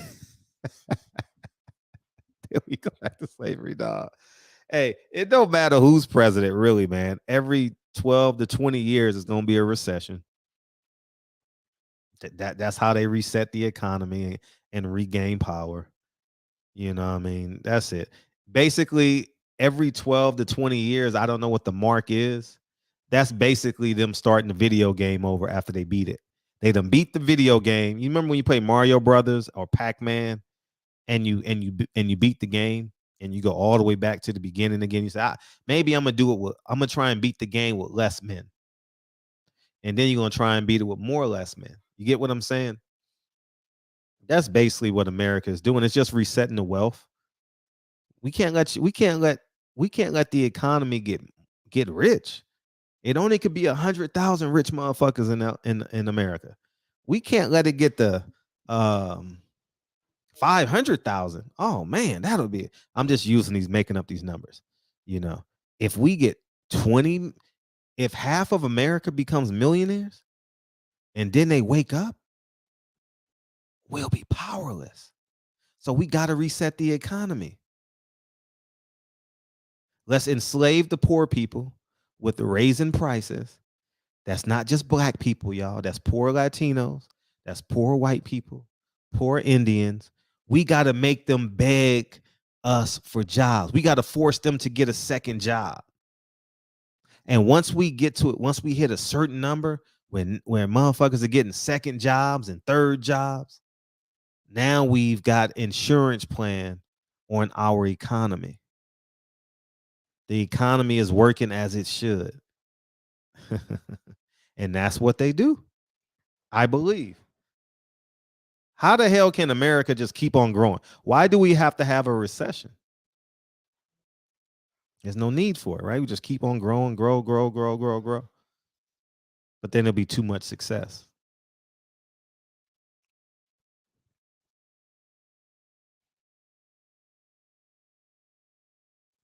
Make sense or nah? Somebody beam in. Holla at your boy. Where Kyle at, man? Where you at, Kyle? You on your way home? But yeah, man, that's just the reality of this flavor, man. And I think we've been hoodwinked, bamboozled into believing that the Democrats are the answer. Ain't no fucking Democrat I'll answer. I was having this. I'll say it after this. Don't forget, Fred. Don't forget. 305 in my city. I did it. What's up, man? You driving safe tonight? Yeah, I'm trying to keep it going around All right, here, that's what's Fred, up. man. That's what's up. We got a lot of interesting stuff going on around here in this world right now. This stuff getting a little weird, man. It's getting strange. Right. Getting strange, man. Well, I think a lot of it, we got to control our narrative, man. We can't get in these groups and let these people tell us what we should be thinking. Mm-hmm. We have to use our own independent thoughts. Right. And then you have these groups we even got to the point now where we got groups where they're trying to act like they're independent, but you're part of the group. How could you be independent and you're part of the group? Right. We have Black Republicans. We got how could you be a gay Black Republican? We got Black Republicans. We got you got people part of groups that they're different part of groups that we're not traditionally part of, but it's still a group. I still don't understand how you can be a gay Christian. Maybe it's me being too pragmatic. I don't understand how I say it when I see gay people says, I want to thank God. I'll be like, really? I don't get it. If we got someone out there gay, call in because I really want to know the answer to that question. I don't get it. Or you? I mean, I just think that we got to separate ourselves from these groups, bro. We got to get away from these groups, and I think our train of thought has to change with that whole situation. Just think about it like this: how many black people that you know that are not for gun control? I mean, not for it, but are not. For the large majority of black people, we are for gun control, and we make ourselves targets because we're not carrying. We get mad. We have all these protests when the cops kill us, which is wrong because that's state sponsored. What we're paying for it. But when we're in our community, we know these people are menaces to our society. We flip it and get mad and say, "Who snitched? Why they snitching?" This man that killed another black man, and we seemingly don't have a problem with that. We have more of a problem with the person snitching on him, which is fucking crazy. How the hell did that happen? Right.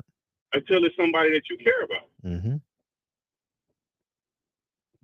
So I don't know, Fred. I think it's hard to quantify how screwed up we are. I think as a society, and you could go into a lot of different areas with that.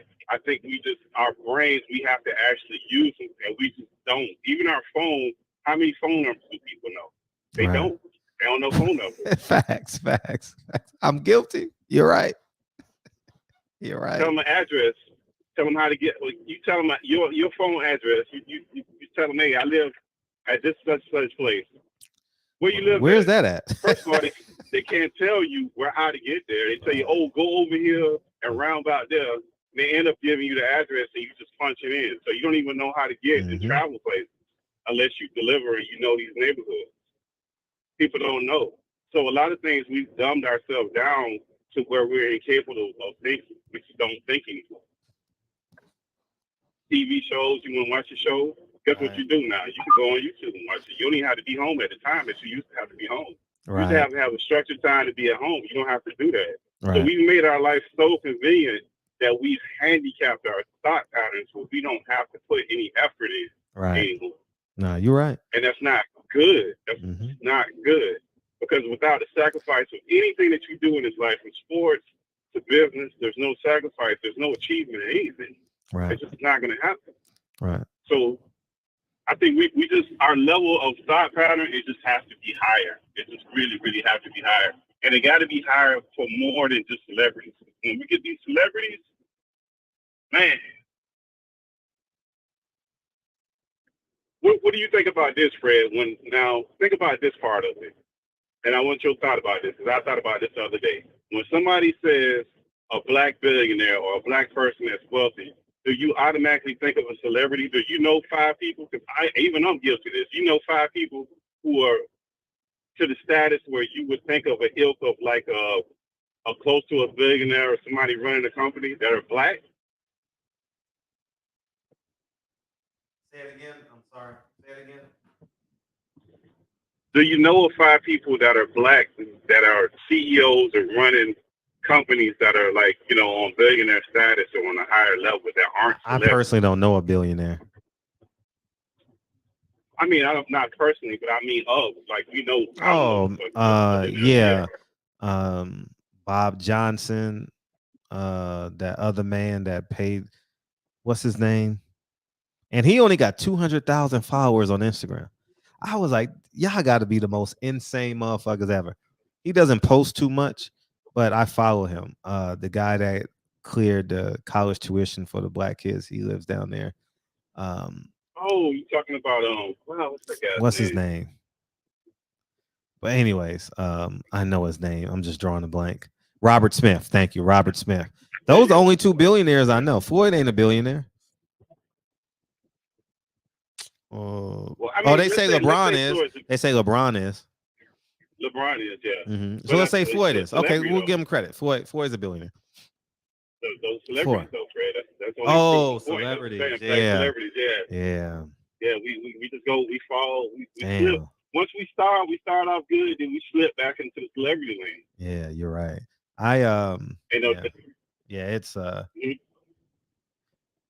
It's funny, man, because a lot of celebrity kids go to Lincoln School, and I see them picking up their kids, and they not celebrities, man. Like, I ain't lying. It's maybe it's the school and the environment, but a lot of celebrities go to Lincoln School, and I'd be like, "Hey, that's Mr. So and So, that's Mrs. So and So," because we got to walk past each other. But I don't know. Maybe because Lincoln School is a 10 out of 10, in terms of public education, it's rated 10 out of 10. So maybe that's the company, like in terms of how they're raising their kids, and it should be a last name, not believing in these fucking celebrities, you know what I mean? And but yeah, I introduced Lincoln to a celebrity today. I said, "Hey, this is Mr. So and So. This is Mrs. So and So," and we just kept on walking. I said, "Say hello to Mr. So and So," and he did, and we just kept on walking. I said, "Have a great day." I didn't want to pretend like I didn't know who the person was, That would be, you know what I mean? So, but yeah. I don't think we respect our local heroes enough, though. Yeah. Our elders.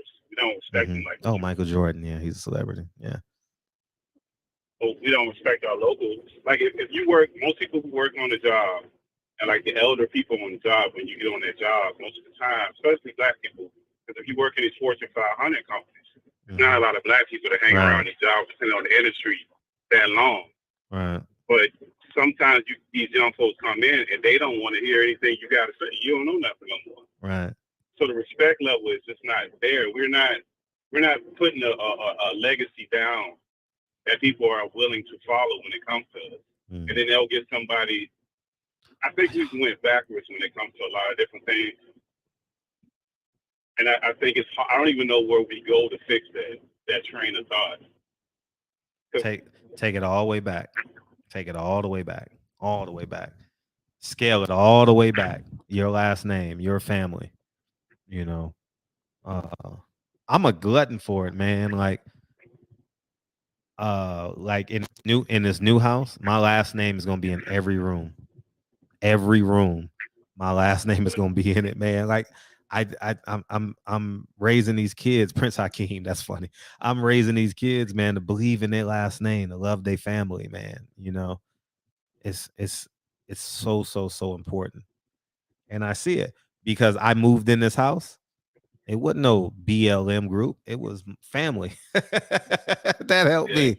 You know what I mean? It only cost me dinner or lunch or both. So it's going to be family, dog. It's not going to be, Michael Jordan, LeBron James. What look like? What would you think our family structure looks like right now? What should it look like in the year that we're in? 20? Damn, I just lost you. Ideals that we grew up with. Say it again. They can hear you. Well, what would you say our family structure should look like versus the structure that it is looking like? It really should look like the Huxtables. Keep it real, okay. Or the Winslows, right. Or I don't know. Martin and Gina didn't have kids. No, they did. But it should look like the Winslows.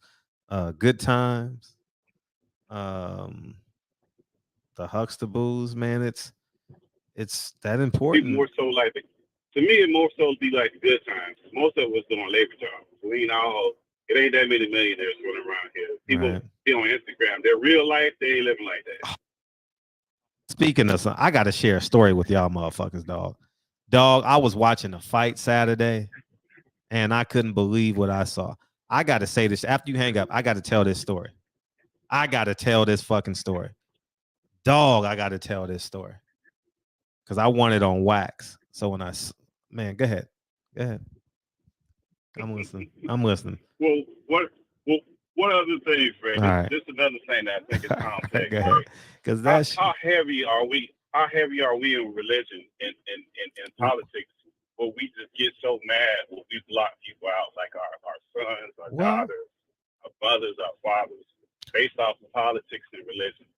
Well, how detrimental with that? Pastors today are liaisons to the politicians. Yes. Big time. The first place a politician goes is the biggest black church in the biggest city. How are the politicians able to stand on a pulpit and tell you to vote for them? I don't get it. Don't make sense. But my problem is how you get so mad where you won't talk to your own brother or your own sister Facts. based off of who they voting for or what Facts. religion they are. How do we get that mad? It should be only one team in church. It should be only one team, and that's the team that's going to heaven. You know what I mean? Well, I mean, this is where I'm gonna get off. I'm gonna say, hurry up, nigga. You got to go drive. Hurry up before I bring Kyle in. This is why I say with that whole religion thing. This is like if I tell somebody I don't really believe in religion, I support that because everybody needs what they need. I'm not one to tell people not to. But when they find that I'm not, they hell bent on trying to convince me into changing into a religion, like it's so I'm ignorant of it. Right. I mean, I just don't get why we just can't let people be where they be, and people need different things. Right. No, I'm with it. Yeah. You know, who am I to tell somebody what they need? You need what you need. Right. I don't think I haven't asked anyone in a long time, what's your religious belief? I was like, can you do it or not? Can you help or no? Can you edit this film? Can you do? I never asked one person on my film set, what religion are you? I didn't care. Didn't care at all. It was not a concern at all. I never asked what your sexuality was or nothing like that. Can you do the job that you say you can do? Well, I'm going to pay you. That's the last time I've been around 30 people. So at least. So. Oh, yeah, 30 on your set. That's how many people be on your set at one time, 30? Oh, for sure. Yeah, about 30. It was a big set. Big set. Well, I'm go ahead and get off, man. Thank God. Thank God. Thank God. I appreciate you. Thank God, man. I was waiting on that. Appreciate you, big homie. So I'm glad, Kyle. What is this? You know what this is? No. What you got going on, man? No, I'm just asking. You know what this is? You trying to get freaky with your girl later? What's up? What you got going on over there, man? Nah, I was just asking. That big ass office, man. The office is too damn big, man. Yeah, it is. It is. It's fucking the size of an apartment. But anyways, this is a good week in the barbershop and box conversations, whatever have you, same shit. It's a great week. Oh, can we do it next week?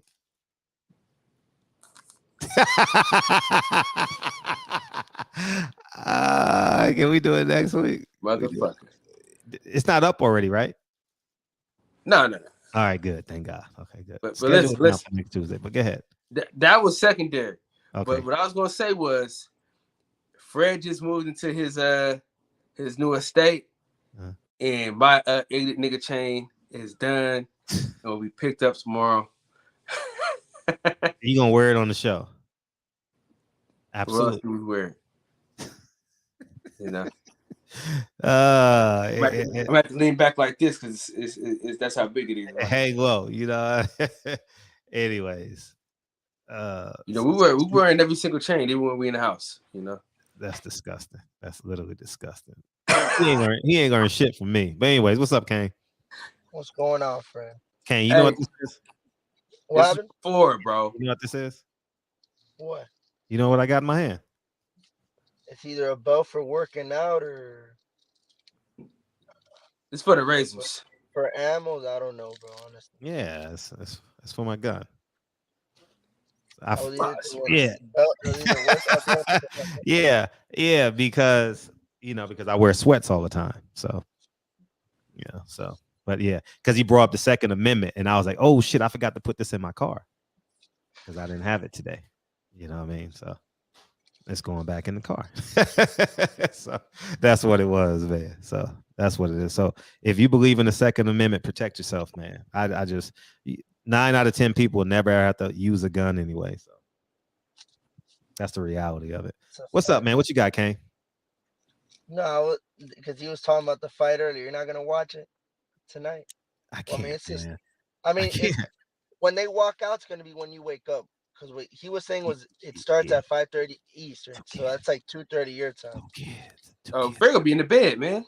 Fred gotta get 2 kids ready for school. No, I know Fred's gonna be there. Like, right when the even though they do well, but I got to do Kennedy's hair. You know, I got to tell her she's the most beautiful girl in the world. Yeah, I know. Well, you're not a daddy yet, so you don't know. Like they jump on your bed or they pretend to be asleep and they just want you to come jump in the bed with them, and you know all that. They just wait. They wait for you. They wait for you to. You got this little routine you do. You know, in the morning. So whatever it is, it looks like a lace front. No, because on the fight I saw that they got the over under at 8, and like I feel like they went the distance last fight. I did see that they're using different gloves. And they Yeah, said they are the using gloves. puncher's gloves. Yeah, they said the gloves are using it to knock people out. I mean, I don't know if this guy has a chance down there.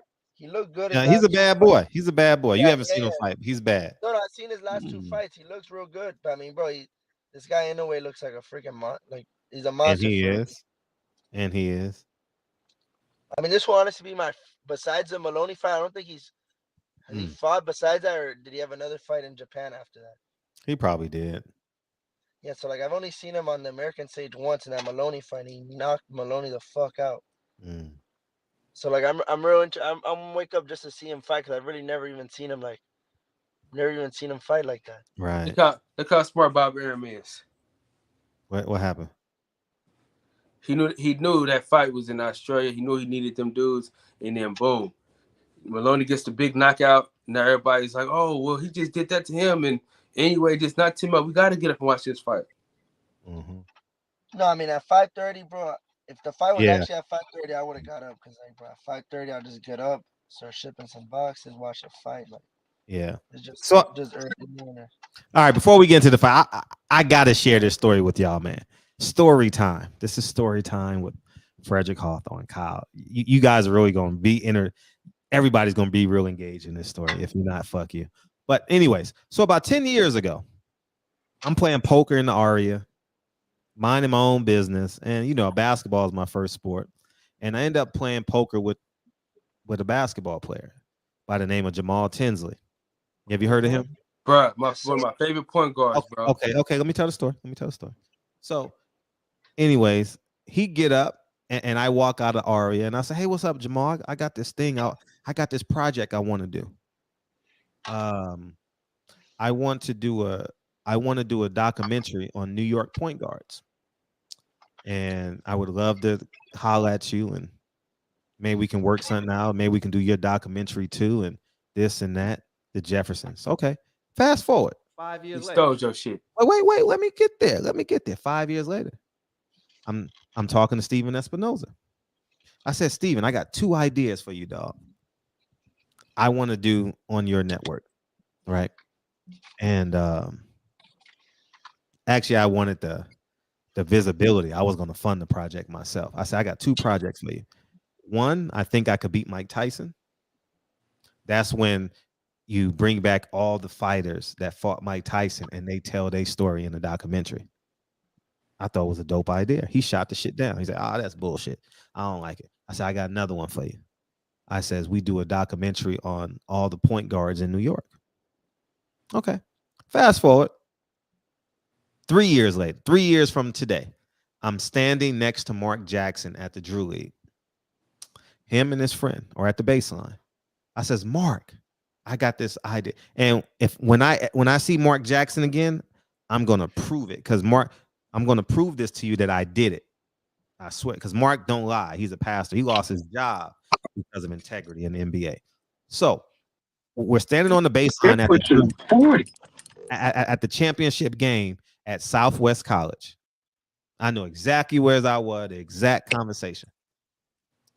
I says, Mark, I got this idea, man. I want to do a documentary on New York point guards. And I sent him a mock-up. I texted to his boy. Hopefully it's in my old phone.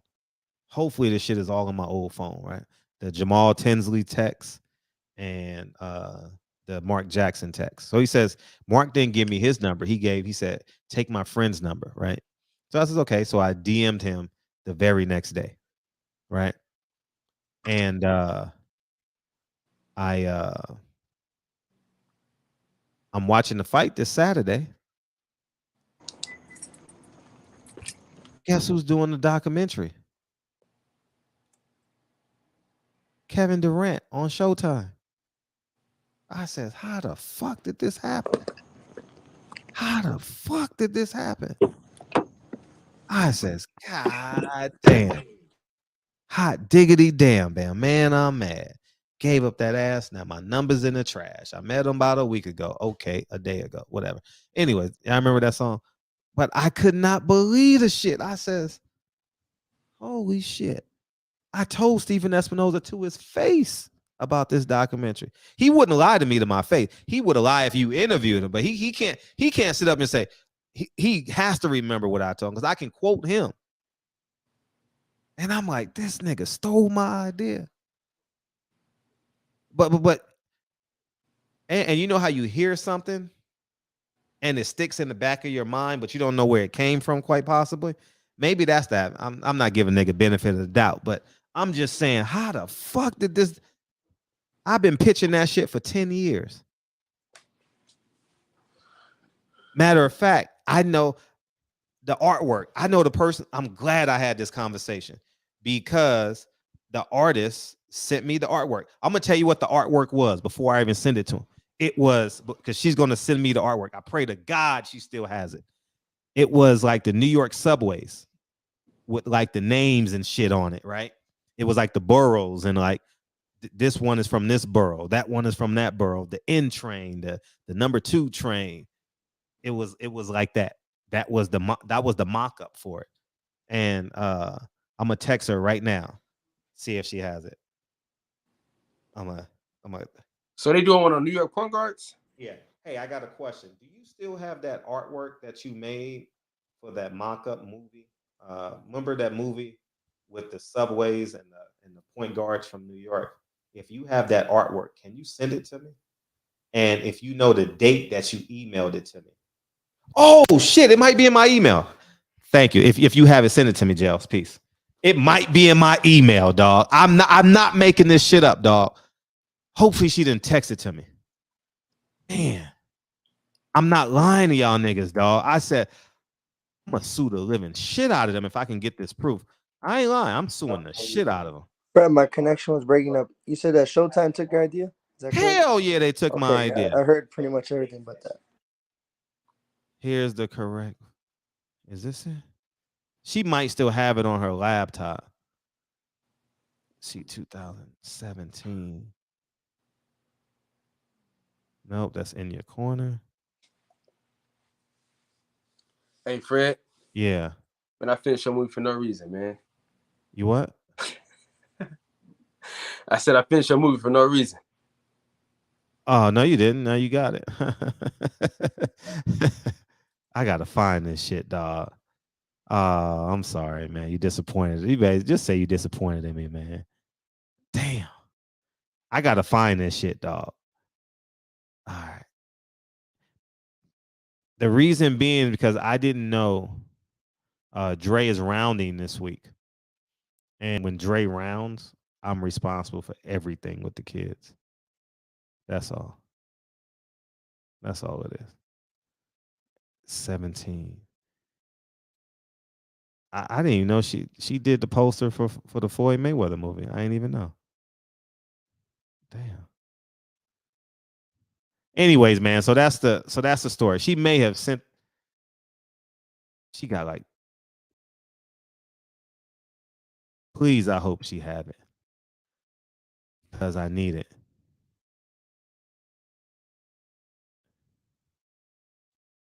I'm looking for this shit like a motherfucker. Nope. Damn. Nope. Damn. Oh shit! Oh shit! I got it, nigga! I got it, nigga! I got it, nigga! I fucking got it. Are you fucking kidding? I swear before God, I got this shit. I got this shit. I got this shit. And I sent it to Stephen Espinoza. I got this shit. You got the email? I got this shit. I got it. I got it. Look, executive producer Mark, look at this shit. I got it, nigga. I got it. I'm so fucking happy I found this shit. That's why you talk shit out. I got it. And look at the date on this shit. Look at the date. August. Look at the date. Look at the date. Stephen Espinoza stole my fucking idea. Look at this shit. Look, August 24th, 2016 at 12:22 a.m. Look at the poster. Narrated by Kenny Smith, directed by Emmy-nominated Frederick Hawthorne, executive producer Mark Jackson. From New York City, the birthplace of the point guard. Nick, I'm coming after they ass. I found the shit. I found it. They stole my fucking idea. I told y'all niggas. Hey, did he email you back? No, I sent it to him. They got it. I'm telling you, I got this shit. I'm glad. I'm so fucking happy. Thank you, Jesus. I can prove this shit in court. I'm so fucking happy. I'm so happy. I found it. Let me tell you, I found it. I just found it. It was under your. It was. I'm not. It was under your work email. I appreciate you. I found that shit, dog. Look at this shit. Look. The birthplace of the point guard. They stole my fucking idea. Look, you see the train station? See the train? They stole my fucking idea. I told Steven Espinoza this. I swear to God. I'm coming after they ass. I'm coming after they ass. They stole my fucking idea. Stole my fucking idea. Stole it. Stole the shit. Look at this shit. Stole it. Oh my God. Thank you, Jesus. I'm so fucking happy. I'm so happy I got this shit. I told Steven Espinoza. I told him about this shit. Look at this shit. I got him. Thank God. I'm glad y'all. Thank y'all, man. I appreciate y'all. Look at this shit. Stole my fucking idea. It comes out July 29th.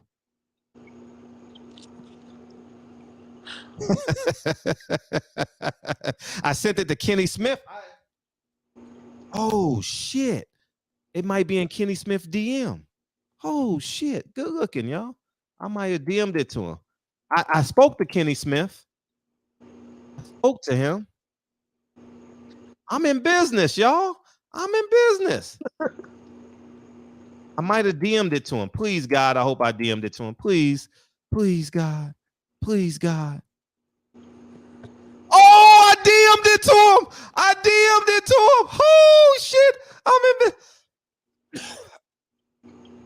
I'm in fucking business. Look at this shit. I DM'd him.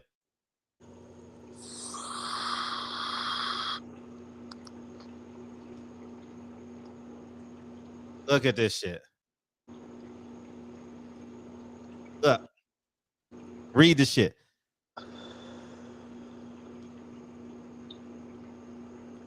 Look at the date. April 20th, 2016. I got this shit. I got everything timestamped. Fuck yeah. I'm so fucking happy. And I'm glad I put it on this show. Hell yeah. I'm good. I'm good, baby. I'm good. That nigga stole my idea. You ain't getting away with this, Steven. Hell fucking no. They stole my idea. Stole it. Stole it. Stole it. Stole it. Stole it. I'm sitting there like, you stole my idea. They stole the shit. I told Steven about this idea about 6 years ago, man. I ain't lying. Oh my God. I'm glad I can prove this shit. I told him. I'm posting this shit on Instagram, all that shit. They stole my fucking idea. I'm doing a video on this shit. Showtime and Steven Espinoza stole my idea. Stole it, dog. Straight stole it.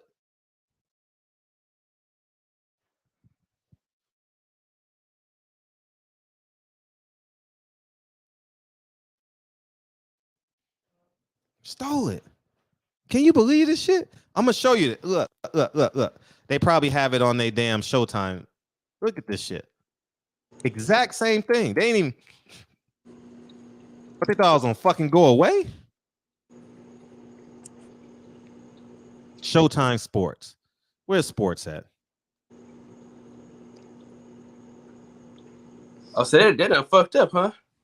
Oh, I'm coming after their ass. Hell yeah, this shit mine. I told Steven about this shit. I remember telling him. So who's all a part of? We were in New York. I remember telling them about this shit. Oh my God, you guys are a blessing, dog. Wow. Dog, you guys are a blessing.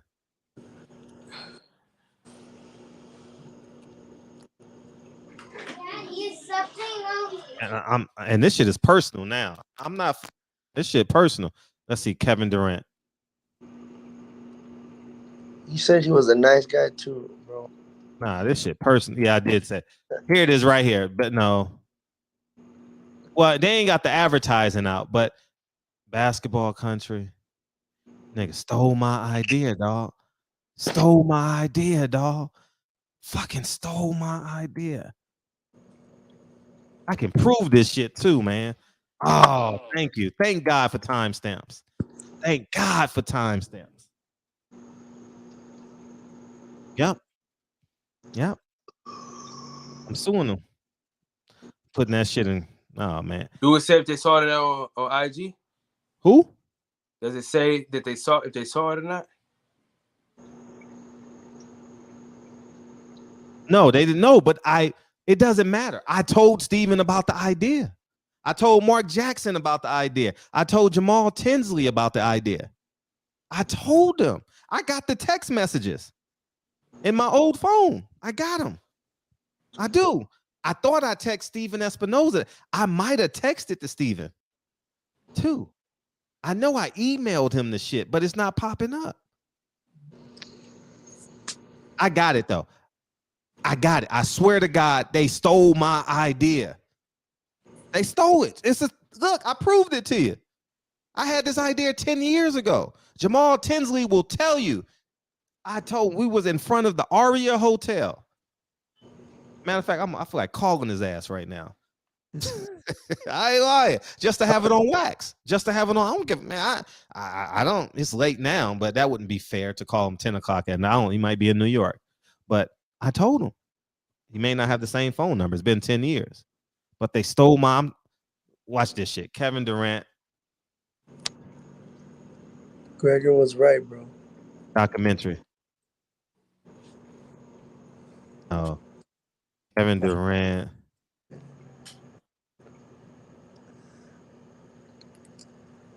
Kevin Durant, New York point guards.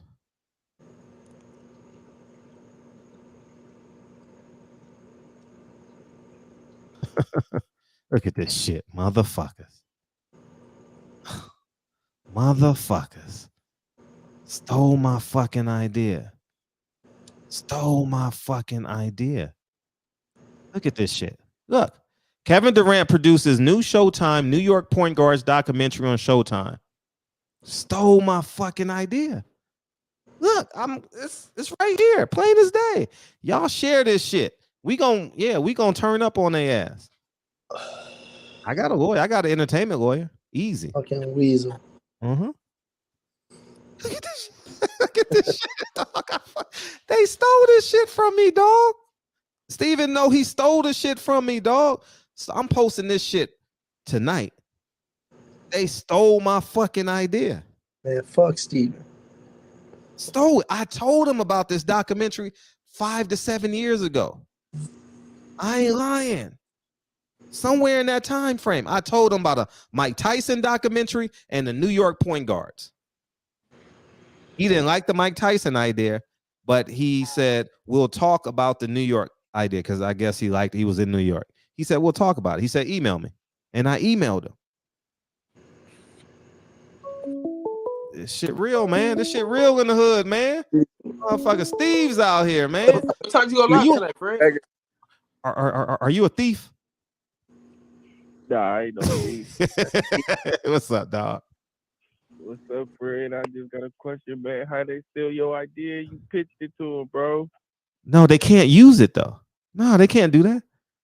They can't do it. Nah, they can't do it. That's illegal. Is it? Yeah. Yeah, it's illegal.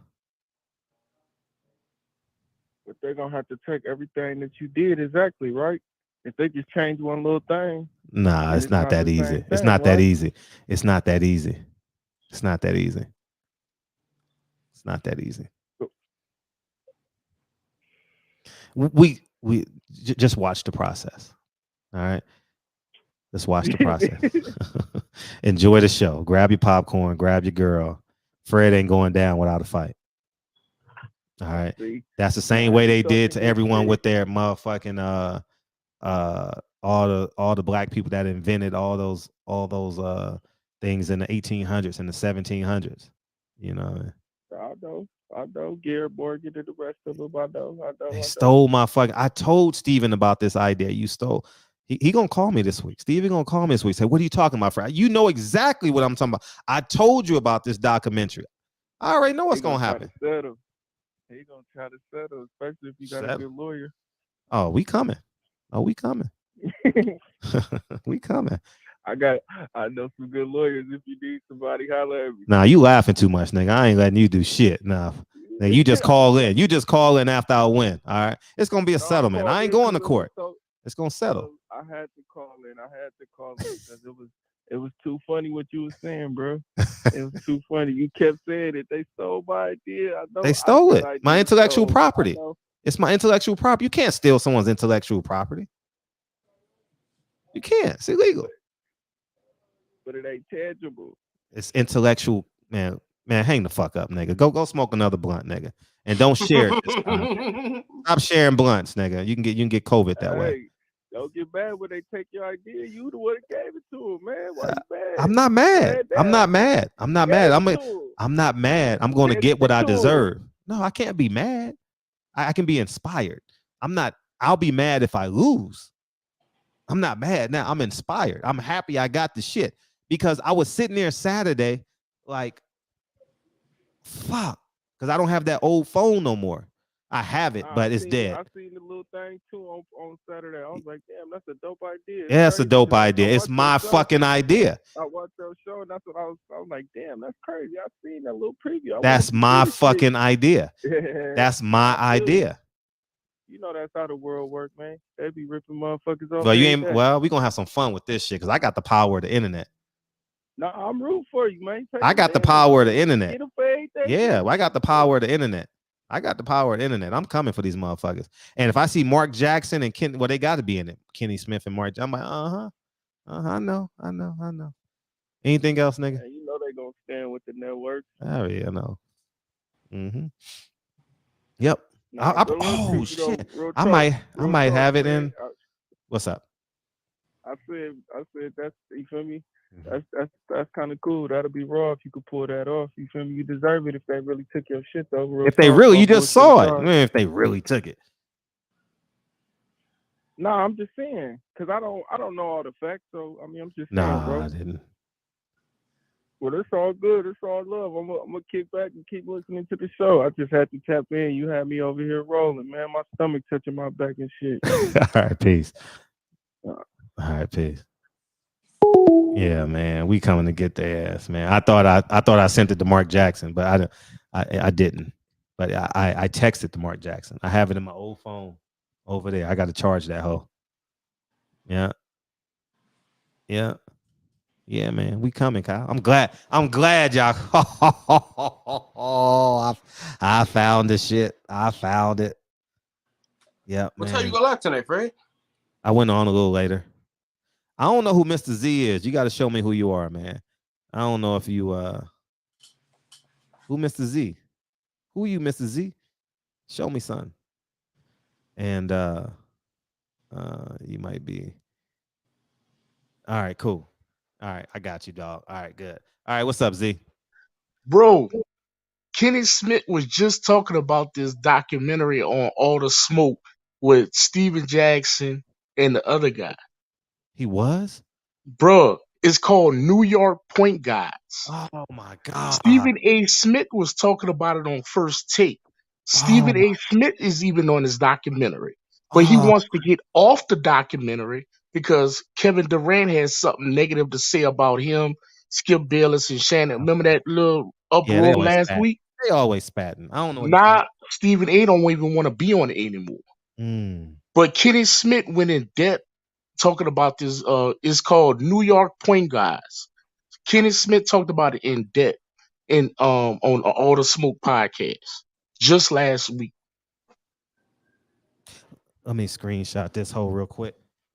Because this shit about to, he might delete his fucking Instagram and yeah. Go ahead, keep talking. I appreciate it. Yeah, I just wanted to give you that information that it's out there, man. That everybody, but I know you was trying to search the name of the documentary, but it's called New York Point Guys. Yeah, I sent Kenny. I spoke to Kenny about this real briefly. I ain't lying, man. I don't know where it was, but it was like a 45-second conversation. He got the idea from me. But Fred, if you do your research, just I think you could just skip through because it's like an hour and 30-minute interview he did with Matt Barnes and Steven Jackson. Yeah. He talks about 5 minutes. He talks about who produced it, how it got started, how he got involved. He got a whole backstory on the documentary. He's lying. He's fucking lying. Well, you can know all the info you need. Just to let you know where you start your search. Shit from me. He saw it in his inbox and didn't respond to it. And motherfucker took the idea.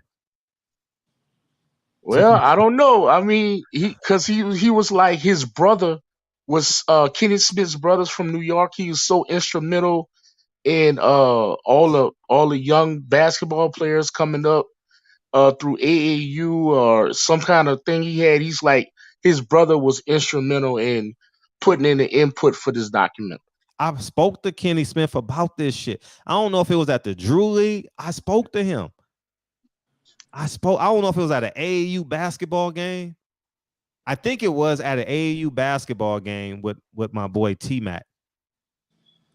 And I spoke to him for like less than a minute. He was like, man, that's a good idea. Well, all I'm telling you, I appreciate you coming in. You look at I just wanted to give you that information. You look at that podcast. He's gonna tell you his backstory on how he got involved in. Man, they stole my fucking idea. I know that shit. That's my fucking idea. He ain't been thinking about that shit for 5 or 10 years when you got that much power. Hell nah. He trying to say his brother was involved in it before he got into it. Well, I got to figure out the guy Mark Jackson told me to talk to. It's in my I got to charge my old phone up, and I got to look at those text messages. Right. All right, Fred. That's all I wanted to say. Thank you, Mr. Z. I appreciate you. Thank you, bro. Niggas. I tell you, man. We gonna go get them, Kyle. We gonna have some fun with this one. For sure. Well, I can never be welcome to a PBC event ever again. Fuck them now. It's go time now. Oh, I'm about to. Oh, Steven stole my idea. Steven Espinosa. Showtime is. I'm gonna say Showtime, not Steven. King Smoke. Who's King Smoke? What you want? I think I know you. What's up, man? Shalom, Fred. What's good, Kyle? You know what I'm saying? I had to change it though. This what it is, Fred. What's good with it, man? Y'all don't take no deep breath. Y'all don't see no ghosts. This your boy, being Israel, man. I know, man, but Kyle is on, man. You gonna spare Kyle tonight? Man, Kyle, my dog. Oh, that's your dog now. Oh, y'all made up. Y'all went to listen, I've been made up with Kyle. Kyle got to stop being sensitive. He come cry on my shoulder by this little, I'm a man. I leave that shit alone. But he gonna hear my thing about this Earl Spence and why your boy Canfish Crawford can't sign the man can't write. Fred, you was a teacher. Go over there to Oklahoma and teach him how to write again. Oklahoma? Nebraska, wherever that shit at. Why? Terrence Crawford put out a bad tweet again? Man, you keep it going, friend. That's why I fucks with you, man. You be keeping it on the low, man. You need to share that shit, man. And you need to tell Kyle, you need to get Kyle you need to buy Kyle a 20-box 5-hour energy. So that motherfucker can stay up for a couple hours though, man. But Bob Aaron though, but Fred, I came to you for some knowledge though tonight, though, my G. Oh shit. You know, I fuck with you. Kyle's still in elementary though, man. He don't let me got triple promoted on his ass. I'm damn I near thought in that was college. your boy, man. Ask your question, man. What, man? Who you see next for motherfucking Devin Haney? Loma. Well, Fred, two Loma, losses, Loma. Salido. So, But what about he's still in war right now? We got to wait. The war over. Nah, he's coming out. That was the plan. So Devin Haney was an interim plan. He wasn't a plan. He was a void. He filled the void for Bob. What sense was that fight? That fight would not sell like it's definitely gonna go on the Disney Channel though. I don't know if not going on Disney Channel, but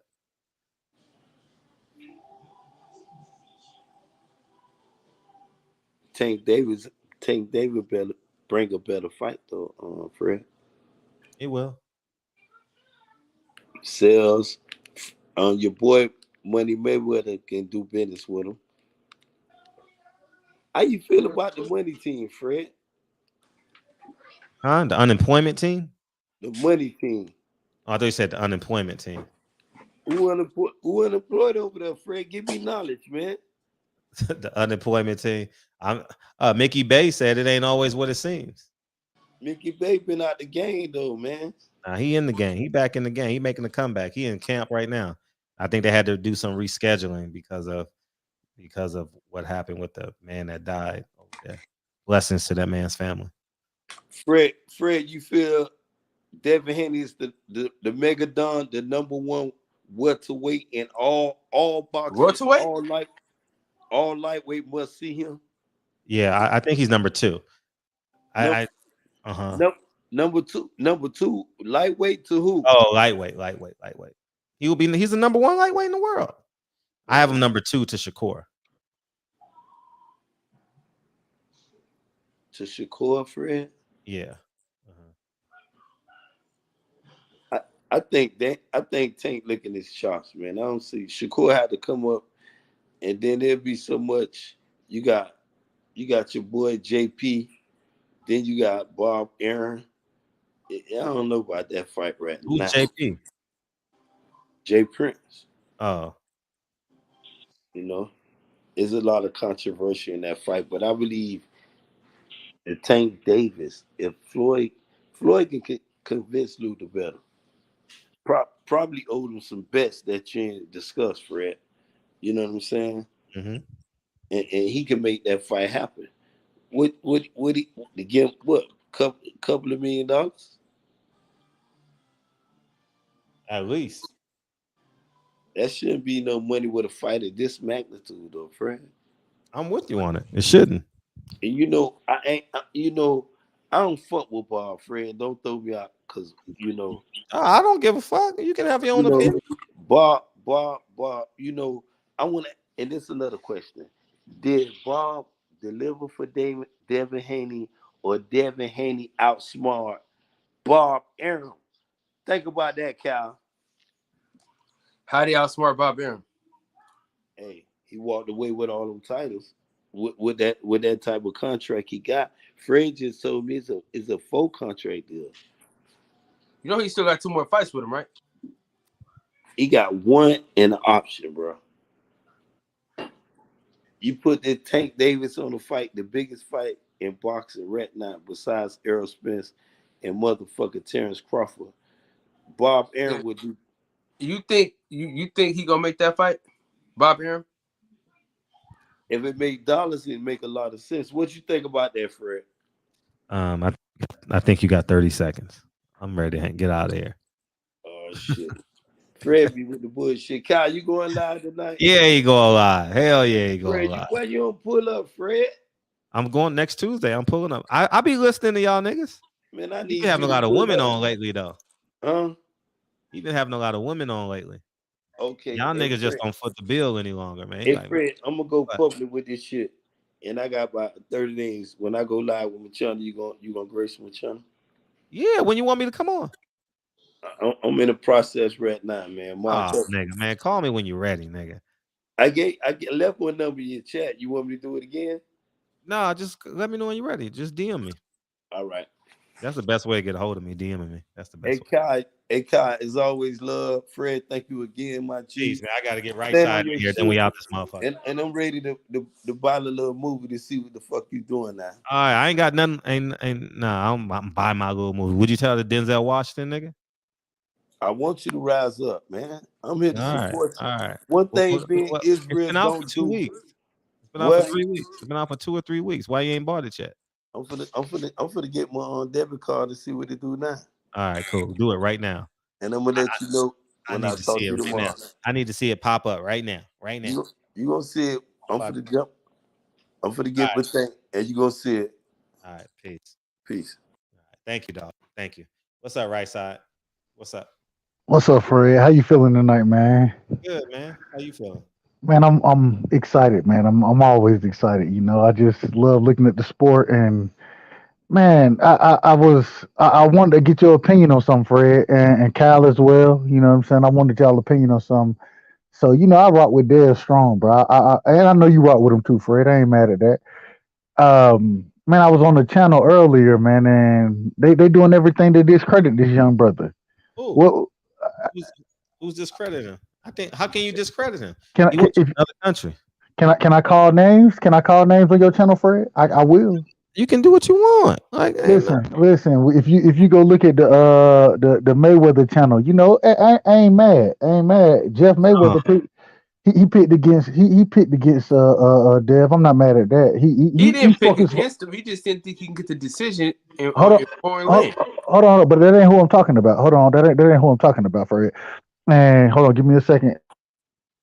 I'm messing up. So he put me on hold. No. Can you hear me, Fred? Yeah, we hear you. My bad. So no, I'm not talking about Jeff. I'm not talking about Jeff. The cameraman in this situation, the man literally said this, and go watch the interview. He was like, the judges were in Devin's favor. What does Kambosos need to do to get favorable judges in the next fight for him so that they won't be in Devin Haney's favor?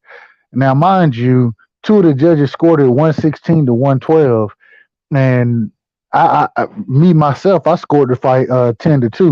You know what I'm saying? I gave Kambosos the second round and the 12th round, and this individual is saying that the judges were biased. When will Devin Haney get this? When will this young man get his credit, man? Why? Go ahead. I think he has his credit. I think that voice is irrelevant, and it's just reality. Devin earned that win. He punched his ticket to the Hall of Fame.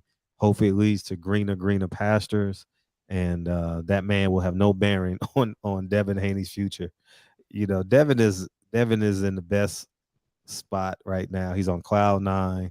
Got his father, got his girlfriend, got money, got influence. He's popping right now. Devin is fine. And he got a picture with the boxing section. All that. You know, life is great for Devin right now. Yeah, no, I don't disagree. I'm just it's frustrating when you root for these young brother and you hear detractors come out and tell you when we've all watched. Go ahead. I wouldn't value it. You know, go ahead. I wouldn't value it. Don't watch it. I unsubscribe to so many people, man. I don't even. A lot of people unsubscribe to me. Like, that's great. You know, I'm gonna tell you, Fred, man. One of the things I love differences of opinions. Right? Me too. I love it, and so I ain't gonna say I unsubscribe. I want to hear the difference. It's just at times, man, you got to call the nonsense out. You got to sit there and say, when an individual is telling me, when I saw 11 to 1, 10 to 2 fight, and judges scored it 8 to 4, and then this man is telling me that the judges were on Devin Haney's side. My God, what are we talking about in the sport of boxing right now? It's a scary situation, but Fred, I always appreciate you, my brother. You know what I'm saying, Kyle? I'll probably hop on your shit later on tonight, Kyle. But much love to all y'all, man. You better get your ass over there, man. Hey, man, look, Kyle will cuss me out and then be like, man, right side, man, get the fuck. All right, come on back, bro. Come on back. Kyle, hey, much love to Kyle. I cuss you out, man, but I love you. Hey, he only cuts me out when I'm wrong, so I ain't mad at him. I ain't mad at him at all. But much love to you, Fred. Much love to you, Kyle, man, and definitely keep the barbershop conversations open, bro. Keep it watching. All the time. We'll be here Sunday to Thursday. I don't give a fuck with 3 people in here. We rocking and rolling all day long. Much love, Fred. Much All right, love. peace, man. Peace. Yeah, Motherfuckers stealing my ideas, man. Anyways, man, you got anything, Kane? You got anything left? Any more fruit you want to pick from this tree? Are you good? Oh, you good. All right. He probably ran to the bathroom. All right. Peace, man. I heard you. I know you probably ran to the bathroom, my son. I'm gonna kick you out. Anyways, man, what's up, Kyle? What you got, man? Any closing remarks? Life's good, life's bad. What's going on with you? Listen, man, we got the biggest houses, we got the biggest chains. You know what I mean? You can keep that bullshit chain. Fred, you gotta relax. That's it. He said, Fred, you gotta relax. You gotta relax.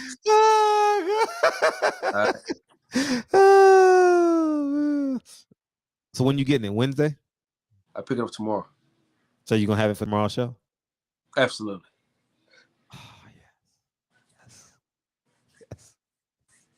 Yeah, I can't wait to see it. I'm excited. I'm excited for tomorrow's show. Yeah, I'm be like the whole time. Definitely excited, man. You hear me, Fred? Huh? I'm like this the whole time. All you gotta do is put your camera lower. I can't. Yeah. You got it. It's linked up against something. Yeah, the way I got the. I got you. I got you. Yeah, but hey, we shining tomorrow, goddamn. Yeah, you gonna shine, man. You gonna shine bright like a diamond. Cali primaries tomorrow. Karen Bass leads mayoral race. Damn. That's another old person getting in that been in politics for 40 years. She may be a nice person. It ain't got nothing to do with a person. I just can't stick. I just don't like these Democrats that have been in office for 40 years. I don't like Republicans that have been in there for 40 fucking years. We done being Democrats and we done being Republicans.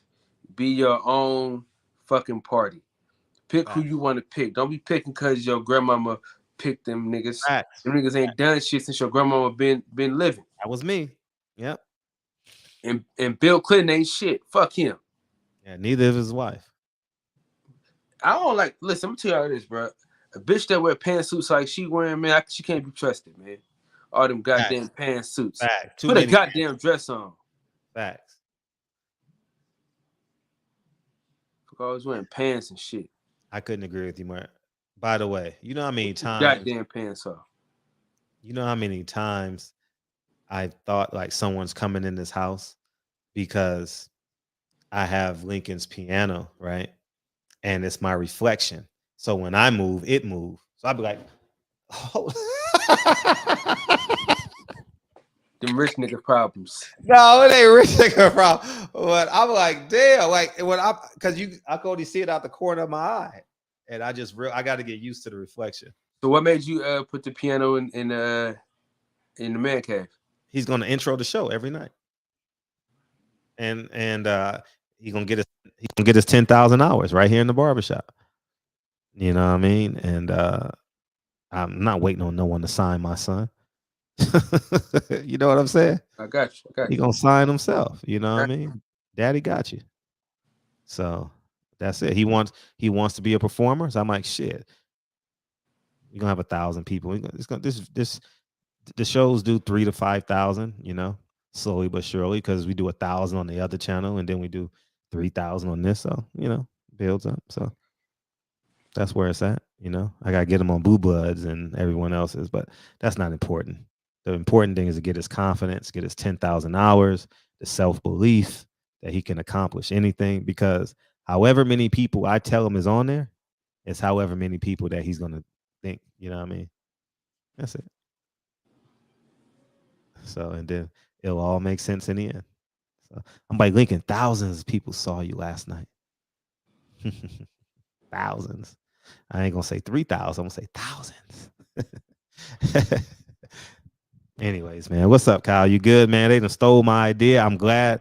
Thank y'all, man, because we wouldn't have got there if had one person not been in here, we would not have gotten to that conclusion. So I thank y'all for coming in here tonight, man, because y'all, however we got there is because of y'all and us in this group think, whatever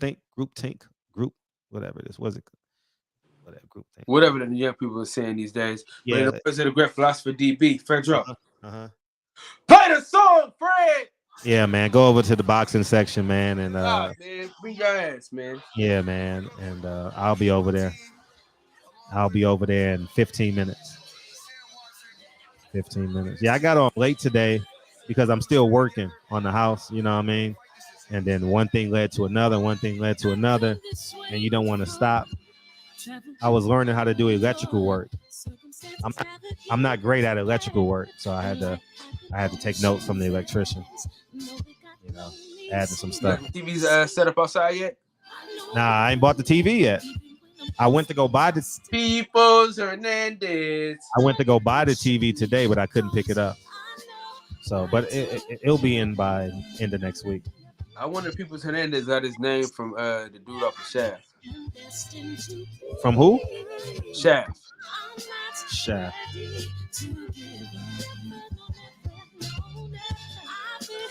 Pete Hernandez from New York. Are you from New York, Peoples? I think he is. Shout out to the GOAT. Kobe. Group think tank. Thank you, Ro. I knew I was in there somewhere, dog. I was in there. Group think tank. I was in there somewhere. You know, it's something that them politicians use. You know what I mean? Kyle, they stole my idea, man. And that's a fact, Kyle. Yeah, he did. He got it from there. Yeah. You still gonna watch it? Watch what? The documentary. Yeah.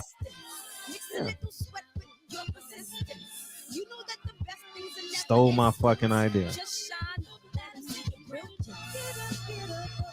Peoples Hernandez is which character? Guy in all white, right? Yep. Wait a minute. In Tiger Woo? Oh, man. Man, y'all better put some respect on Devin Haney's name, man. Black He Jesus. got it done, man. He got it done, man. Man, y'all, you can't hate the truth, man. You know what I mean? Like, I could see if he split decision. You know what I mean? Fuck. You know what I mean? Like, he beat the shit out of that boy. He beat that boy. Hey, what Broner say? He beat that boy. Hey, it was a good show tonight. We went everywhere, man. I think we went to New York and back, man. We literally did. Make sure y'all head over to the boxing section. Yeah, man. Go to the boxing section, man. I'm gonna be up there. I'm gonna definitely fall asleep to the boxing section for sure. Sure. Hey, That's listen. Once this my new stance for it. Hey, look, Fred. It's gonna be here and here. And your daughter gonna come pull it off your neck. Look.